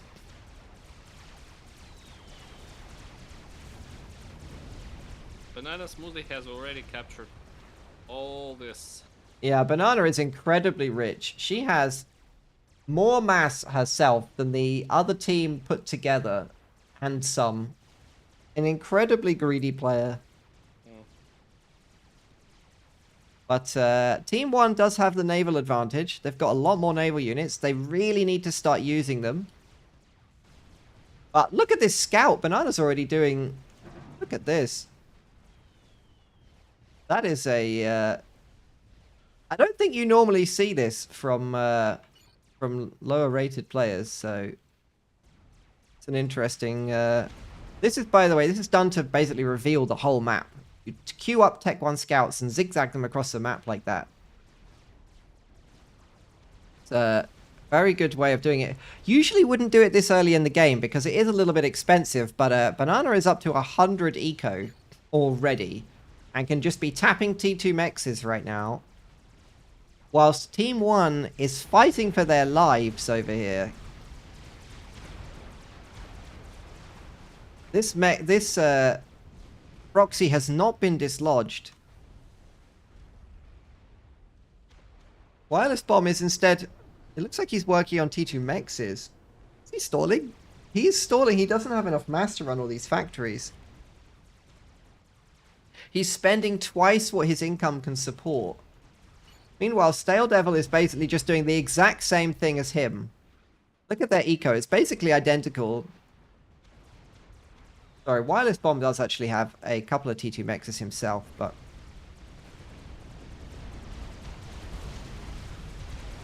This is where all the action is. Another drop could definitely be used, you know. Look at this! Banana's going to even take these mexes.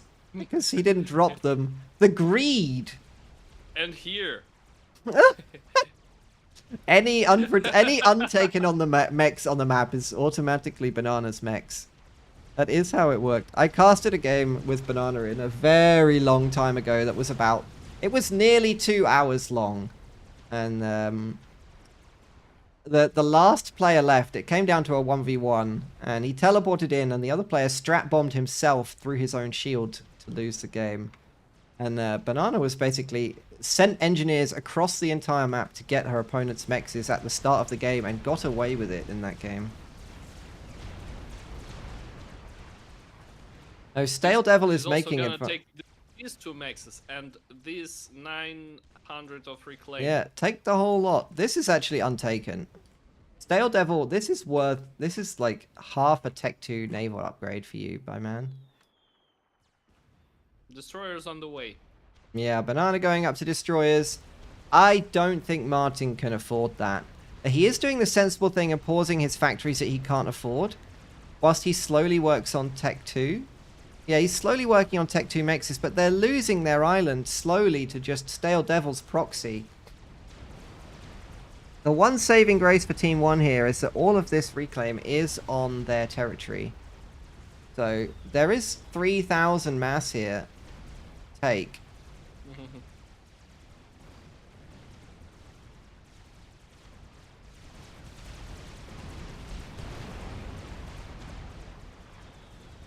So by the time this fight finishes, there's going to be more than a T3 mex's worth of mass available. But Team 2 don't need to rush this.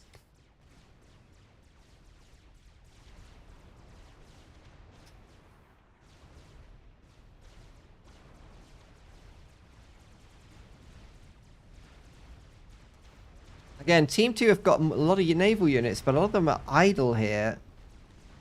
And very soon, Banana is going to have enough naval power to push them back. What's the command here? Yeah, this is on an attack command, so...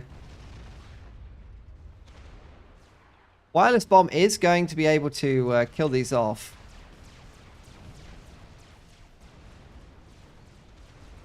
I think the proxy will fail.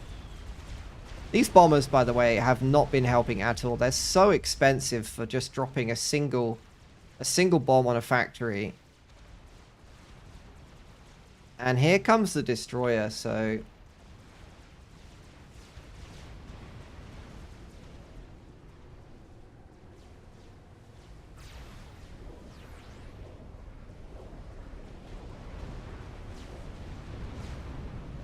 Wireless Bomb has managed to clean up this proxy. That will work out for him.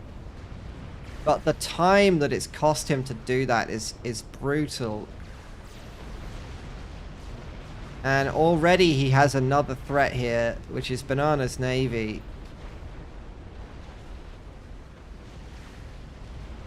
Now, Martin is going Tech 2 Navy here, which is very smart. Wait, why? Oh no, tell me he's not. Martin is stalling. Martin already has a Tech 2 Naval Yard. Please tell me he's not making a second Tech 2 Naval Yard. That would be very unfortunate for him. Isn't. Is this going to just to a... He is making another. Yes. It is! No! Martin! No.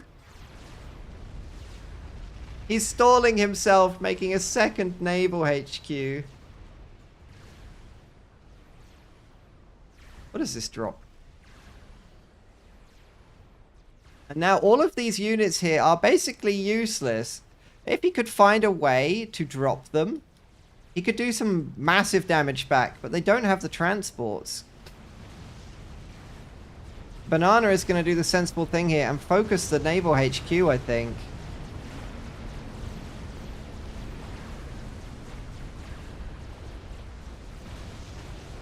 But as you can see, Martin is an absolute genius.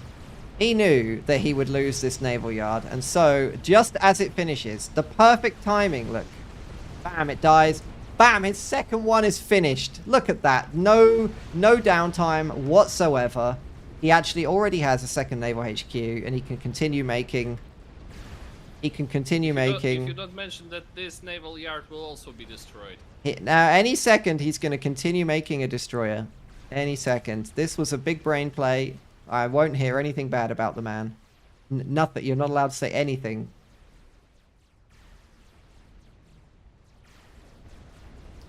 Okay, Tech 2 Air. That's basically a pretty good response. If only he had put this mass that he spent on Tech 1 bombers here into literally anything else.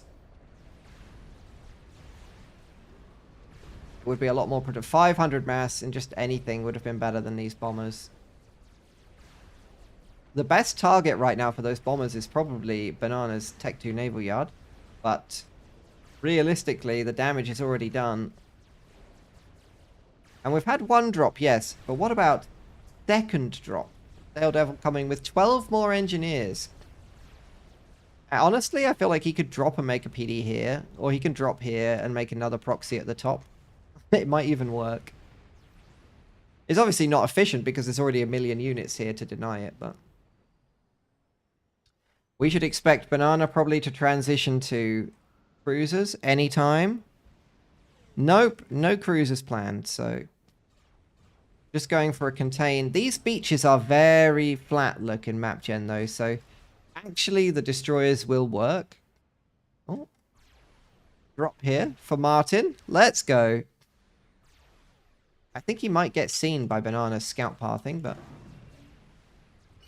He is at least trying to do something. We like that. Yeah, interesting. It's very unfortunate that they had to swap players at the last second, because this would have been basically like a 99% balanced game. It was basically going to be a 1200 and an 1100 versus like a 1200 and 1100, and they had to leave at the last second after they got to the finals. Very unfortunate.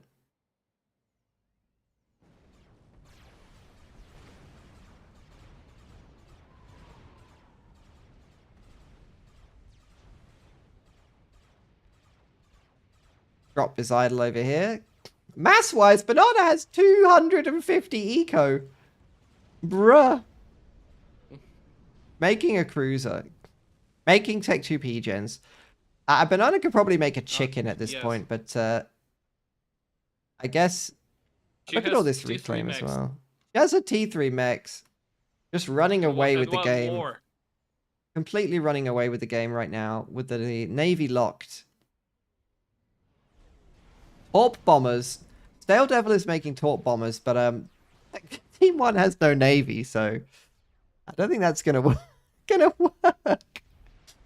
A destroyer here even stuck.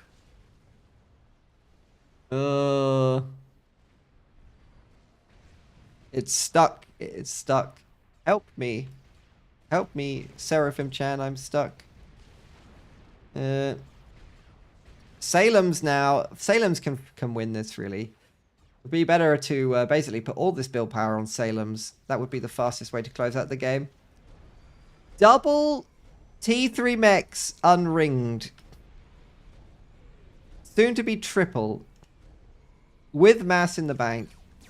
300 mass a second. One more T3 mech. Another T3 mechs. Another T3 mechs. 5 T3 mexes. 6 T3 mexes. Banana is very greedy. Where are the cruisers? Should be mass pumping cruisers right now. The transport here is idle. Yeah. So Wireless Bomb is doing the sensible thing. He's taking a good fight with he's taking a pretty good fight with torpedo bombers here. Unfortunately, they are dropping the bombs directly into the cliff because they're completely unmicroed, but otherwise, this is a good move. Until the cruiser came. Now the cruiser is here. The Tech 2 Navy is shut down. Transitioning to something like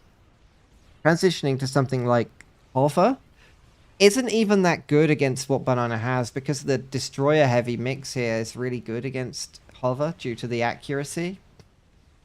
So really tough spot for Wireless Bomb. It's very difficult to see what he could do, especially as he doesn't have any inties of his own. So even if he does kill this cruiser, it lives. It even lived. That's very painful. He's going T3 mexes, but with no TMD. And Banana has basically free reign to ravage his base with these cruisers. Take a look at this. The Angie is reclaiming the transport with Angies. You know what would be really funny is to capture it. Capture the transport would have been even funnier, and then fly it back and hold the engineers hostage. Banana, hold them hostage. Say that you have to recall or you'll execute the you'll execute your hostages. He deletes the transport. Wireless Bomb does get TMD. Banana up to 369 eco and making nanode repair to be harder to snipe while standing in T3 mexes. So I strongly suspect that a chicken might be coming, because it is Banana, and Banana likes to play make early gun and then make a chicken. That's for how Banana plays the game. Honestly, a battleship would end this as well. T3 for Wireless Bomb. Actually, this isn't even a bad idea. You know what he could do? He could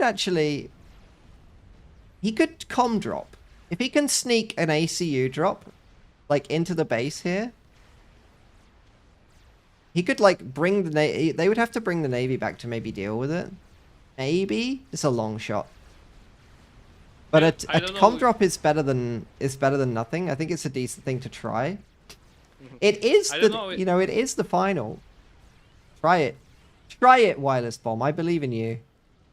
Banana should just get the ACU safe in here, to be honest. If you're going to be that worried, just go in the water.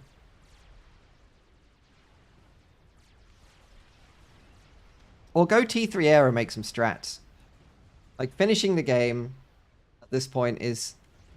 We've got a land invasion, look, queuing up Thuis to rush in. A Ravager from Wireless Bomb. What is the range of this? It doesn't even reach the Navy, unfortunately. He doesn't have radar either. The Salems are crushing his mexes. And he can't see them either. Poor Martin here. He's working on a P-Gen. It's going to be Corsairs. Okay. 3 Corsairs. And a Control K. Understandable. That game was long gone. Banana up to 450 eco there at 21 minutes. GG. I think it's a best of 3 or a best of 5, so we'll go to the next game. Big shame there couldn't be a... There we go. Hold on.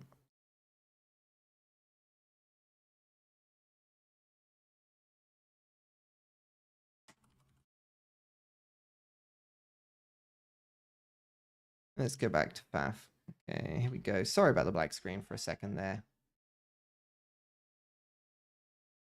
We will go to the next game. I'm not sure what map the next game is in.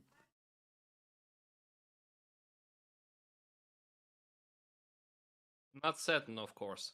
Not Seaton's. Yeah. Not Seaton's. The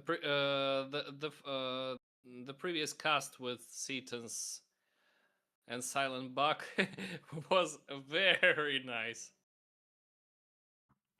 I didn't see it, but 1v1 Seaton's has a chance of being amazing. Your cast. Oh yes, that one. Yeah, yeah. Seaton's can be really good if it get a nice even game. I had a lot of nice games with Setons. I don't play the map myself. I think I've played Seaton's like 8 times ever. Someone's gonna check my replays. But like, you liar! You've actually played 19 Seaton's. I don't play, and it's not really a map I do. I like to play casual, cozy map gen team games where I can make TML and fly around and be annoying. That's it. That's all I do. Make TML, fly around, com drop, make Billy. That's my whole game plan. There's no more to it than that.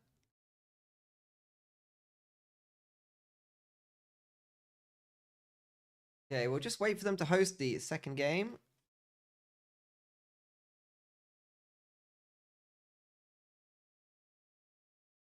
You know what you should do? You should go and play, go and take his... I guess they said that they couldn't, so we got the grand final here. Again, or... It's a shame they couldn't get a substitute. Shame they couldn't get a good substitute. One of the other players in at the last second. Group formed. But I said I would cast the beginner player thing to give them some encouragement and let everybody know that it doesn't just have to be the top players that get casted. Why not do something else? So I am going to stay. Oh, this is map is this Black Star? This is actually a very competitive 2v2 map, right? This is off ladder.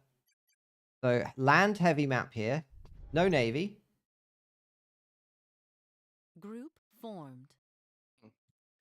Wilson says Map Gen, Black Star, Badlands. Okay, Badlands is the last map.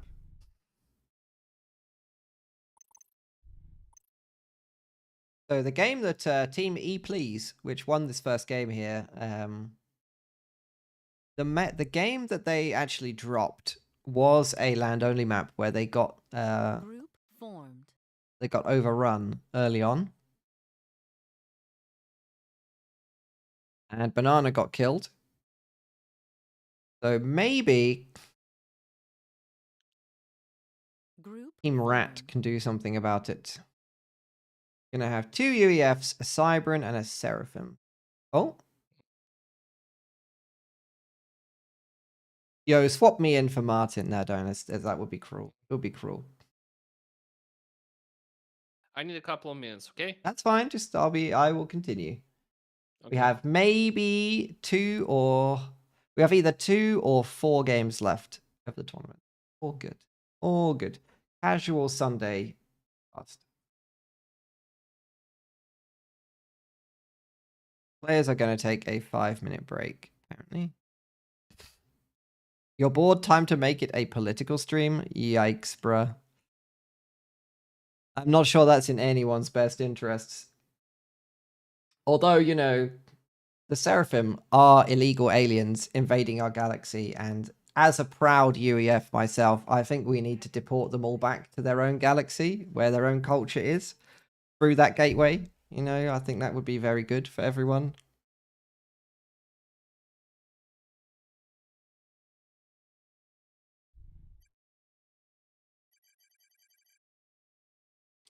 Maybe I should find a way to make a meme of that.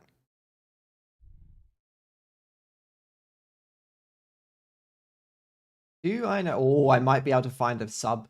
I better hold on. Let's see if we can make this way more entertaining. Hold on, boys. Let's see if I can find a 1K player.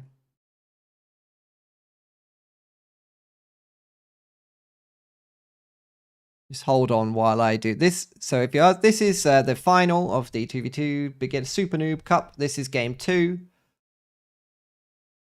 Game 2 of 5, okay? Game 2 of 5. If you're asking what game this is Supreme Commander Forged Alliance.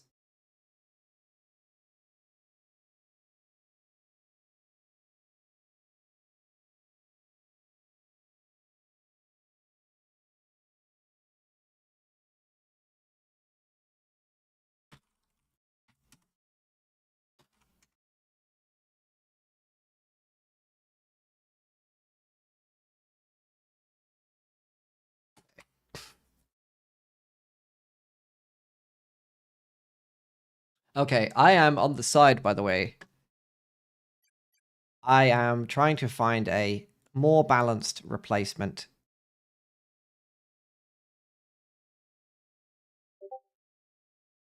It's best of 3, okay? It's best of 3. So,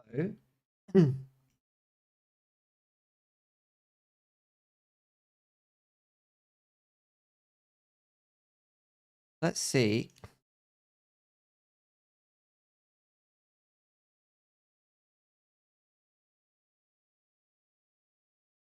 Hold on. I know you can't see what I'm doing here, but I'm trying to make us a more entertaining second game.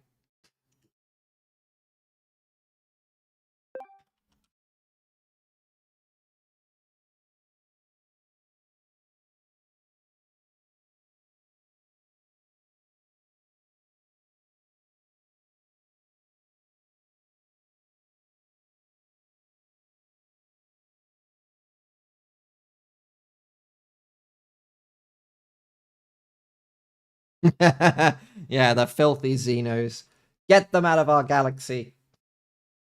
When Galactic War goes live, by the way, soon, very soon, is Galactic War is like a Stellaris strategic map over the top of FAF, where you get to fight 1v1 and 2v2s to take over planets, and you can upgrade your commanders, like teleport, drop in. You can drop in extra units at the start of your games based on your XP and stuff.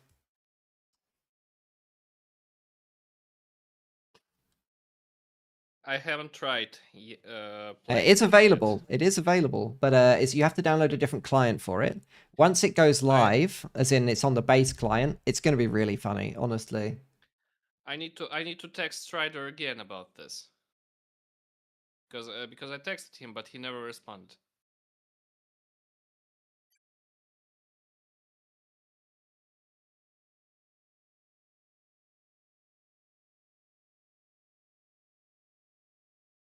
I'm just refaffing.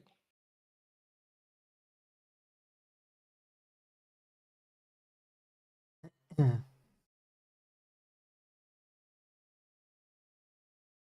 UEF needs to acknowledge its shortcomings with the loyalty program. No, we don't.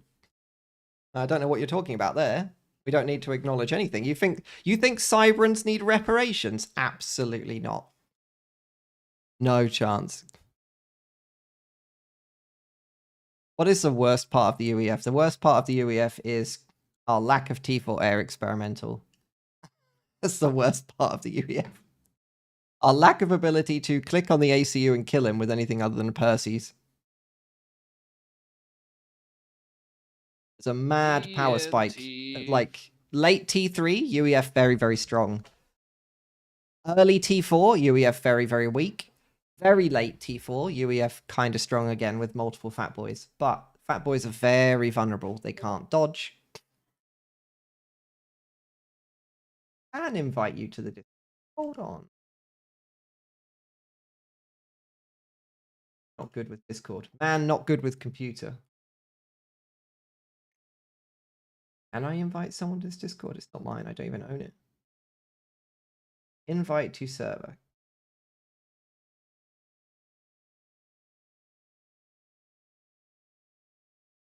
Invite sent.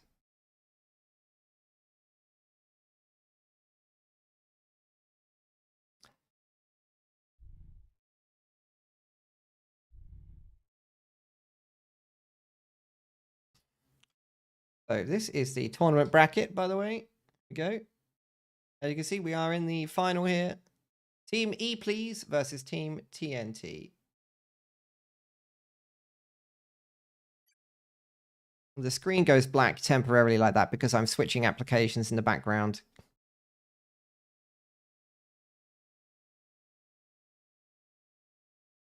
I will make the next little while. I'll try and make this this winter. I'll make a like a reel, like a video reel of some tournament highlights and things, clips to play in the background whilst casters go between games. So there's not this kind of like downtime in the stream. I haven't gotten around to it yet. I've been derping. Do I get involved in this in the future? I occasionally cast tournaments. I don't usually cast 1v1. I'm not a high-rated 1v1 player.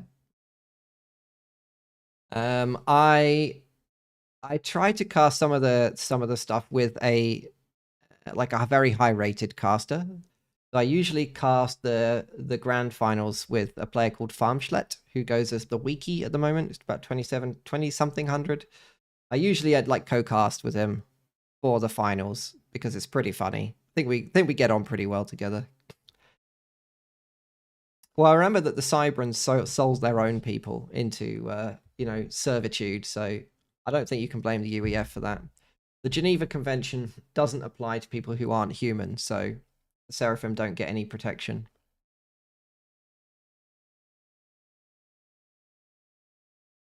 Asking for reparations is exactly what the Cyberans would do, actually. That is such a Cyberan tactic. Let's have a quick look at the...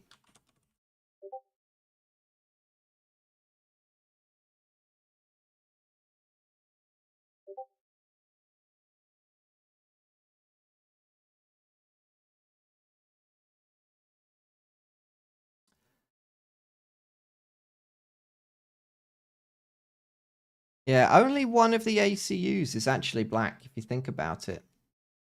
And it is the Cyberans. The UEF is kind of like a light grey color. Aeons have a white ACU. Seraphim is like a metallic color, and Cyberan is just black. So yeah, I think you guys are right in the comments there. Huh.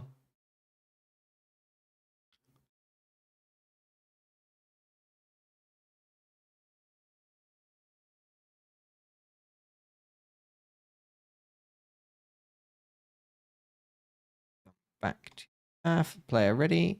Banana back in a bit.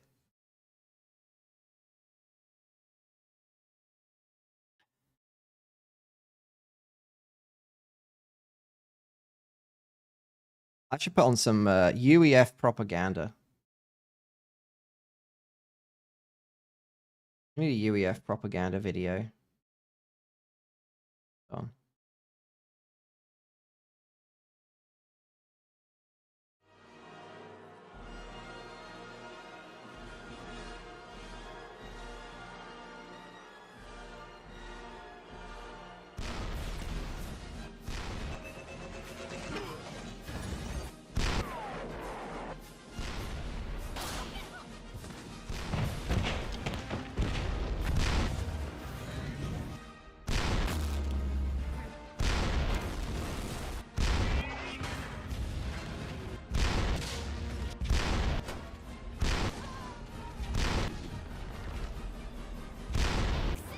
Let's go.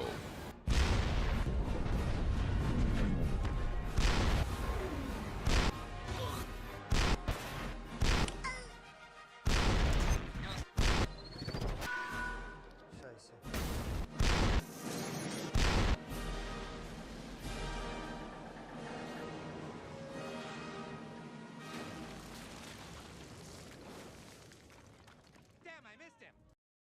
Glorious.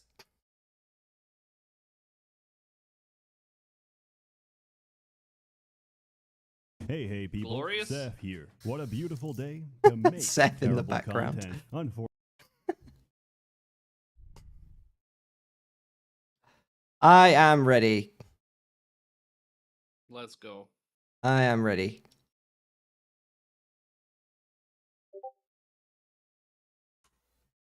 We are ready. Game 2 of the SuperNoob finals. 2v2.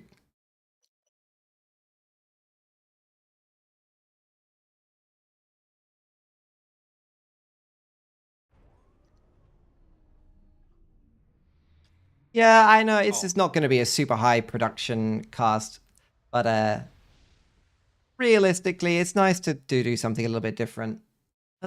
Some low rated. This 2v2 is pretty good, and you know, a little bit of a motivation for some of the lower rated players to do some of the tournaments is to start casting them. I think it's a good thing to do.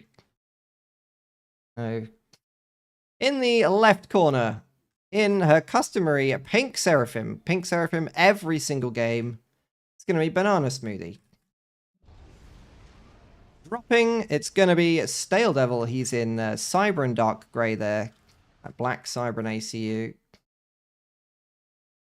On the right, going his lime green UEF every single game again. It's going to be Wireless Bomb. And his ally, it's going to be 300 rated Martin P36. Now he doesn't have a Hydro this time. So, oh, this is a very far away Hydro, Martin. It's a very far away Hydro. This is making PGens. Yeah, he's going two PGens, but he's still going to stall because he's gone four mechs into two PGens. He really needs to go like 2 mechs, 2 PGen, 2 mechs, 2 PGen, or something similar. 1 mechs, 1 PGen, 1 mechs, 1 PGen. Now what's happened, he's built 2 halves of a PGen, and he's going to stall E. He's going to start building another PGen down here that he's going to stall for a while here. There are some building tutorials like how to do a first build, but for reference, if you're brand new, try not to build all the mexes and then all the PGens, okay? Just try to make some of each so that you balance your economy, okay? Keep it balanced. Keep it balanced. This is the idea. 2 PGens, 2 mexes, 1 PGen, 2 mexes. Yeah, that's the standard build, isn't it? I'm not very good at the ecoing or the PGen building or the, you know, the general macro play. But there are some build orders in the things. Are the UEF more weebier than Aeon?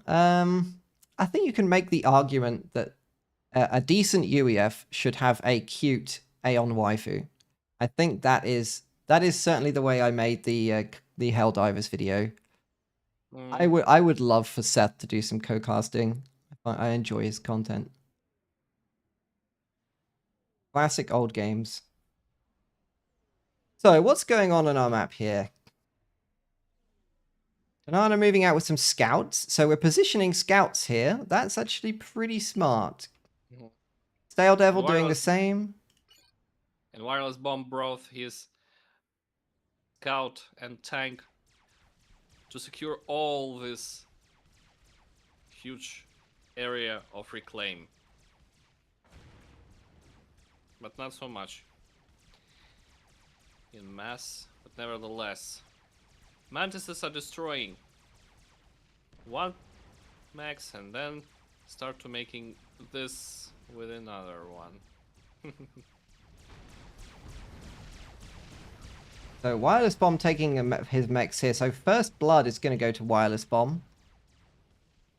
And there's these big bases up here. This is actually a lot of reclaim. We got 10k reclaim on the map. This area here is very valuable.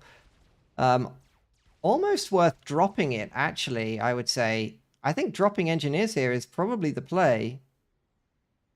Aeon Temple here. It's quite cute. I like this. I like these like thematic buildings. Very, very cute. Glory to the princess. Glory to the princess. They told me buildings in Uzbekistan remind people Aeon in some way. Maybe that's where they got it from.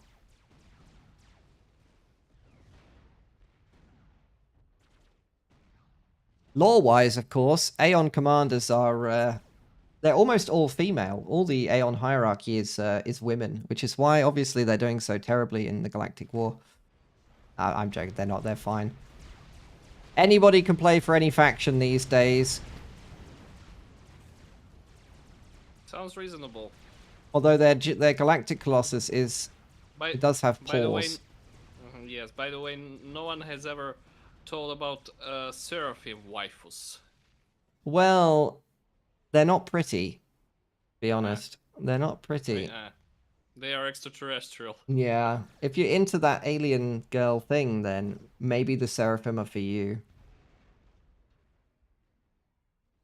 Maybe I'm not. So we're going to have a just nice thought raid about by Banana around here at the top. And another raid down here by Stale Devil. So they're being the more aggressive team right now. Banana taking Mexes here. There's a couple of key choke points to hold, really, I think. But you've got like one here, then you've got this. And then this, and then this. So this, it's actually not that... This is quite a nice map, like traversable-wise. There's a few places you can hold and attack. PD here just finished in time to shoo away Wireless Bomb. That's criminal that he was allowed to get this up basically with no units. That was, this is a very bold move. And Martin making a lot of units, but he does not have the, he doesn't have the income to support it because he hasn't been able to collect these mexes. And he can't see the raid either. Luckily though, it looks like he's going to evade all of the raids and take back the mexes anyway. Oh no, Wireless Bomb gets caught in the middle. He walks in, I guess he just doesn't have any scouting or radar of any kind. All the units are rallied in to help him, but it's a little bit too late. I guess he's just tired. He is, well, he's about to be everywhere. In a very large radius. Walking in without radar or any scouting there. Pretty sad. And Martin Control Ks didn't fancy the 2v1 against the higher rated players. Totally understandable, Martin. He's a nice guy in chat as well, look. That's going to be GG for that game.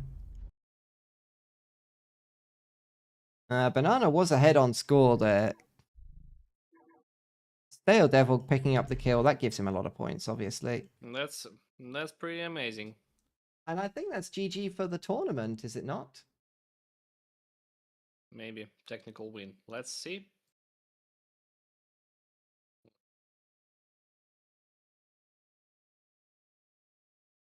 I think that might be the tournament. Let me just check the bracket very quickly. I just noticed that Midea sent a request if Wireless Bomb needed a substitute. Huh.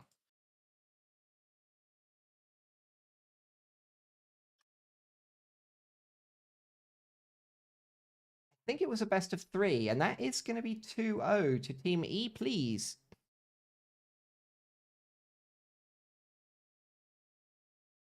Yeah, exactly. Stay focused. Don't be distracted by the Aeon waifus. Don't be distracted like me, almost missing the complete end of that game as poor man got surrounded and killed. Let me just go and check in the dojo channel that that's GG.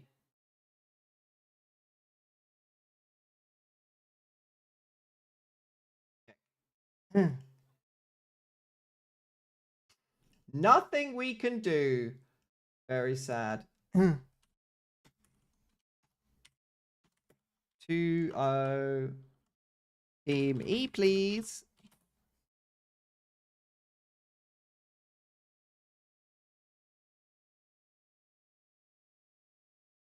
Double check the tournament bracket.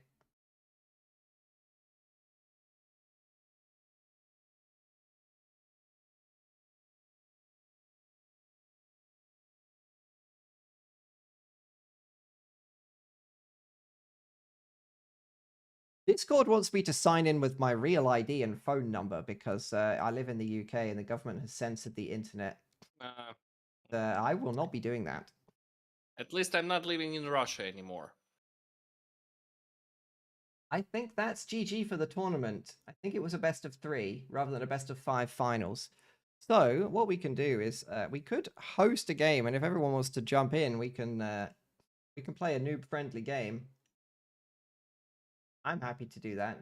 Play a like a community game on the end. You want to host a game? Try.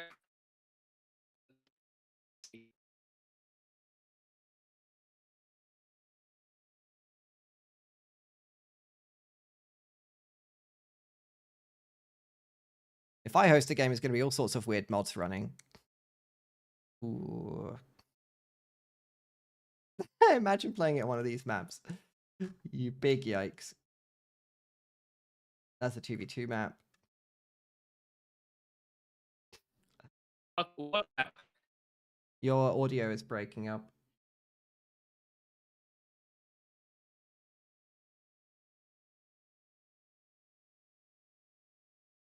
Oh, this is going to be a high-rated one. I can't join that. I guess we will end the tournament stream there. Our winners today are going to be Team E Please, which is Banana Smoothie, carrying quite a few of those games with the Seraphim ACU.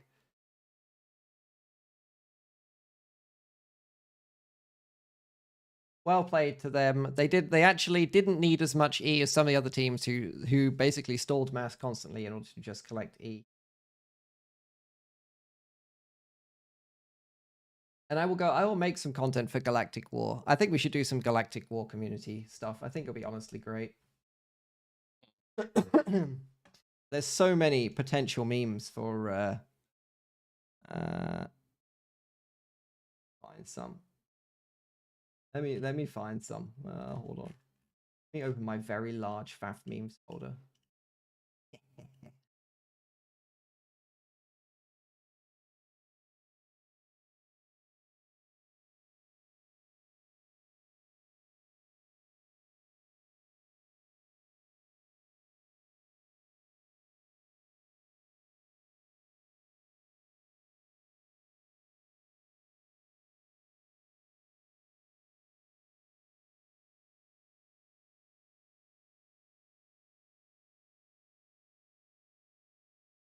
Oh my goodness, there's so many memes, I can't scroll back far enough.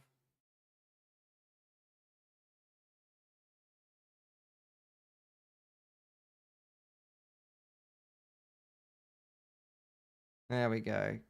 Put this on. This one right here. It's going to be me once the UEF Galactic War starts. Turtling our way to victory, boys. That's what we're going to do. Not the Aeon gang. We don't do this. We don't do this. We don't do this. Okay, thanks very much for watching. I'm going to be in the lobby. I'm going to host a lobby and do a friendly, low-rated game. And I will see you next time.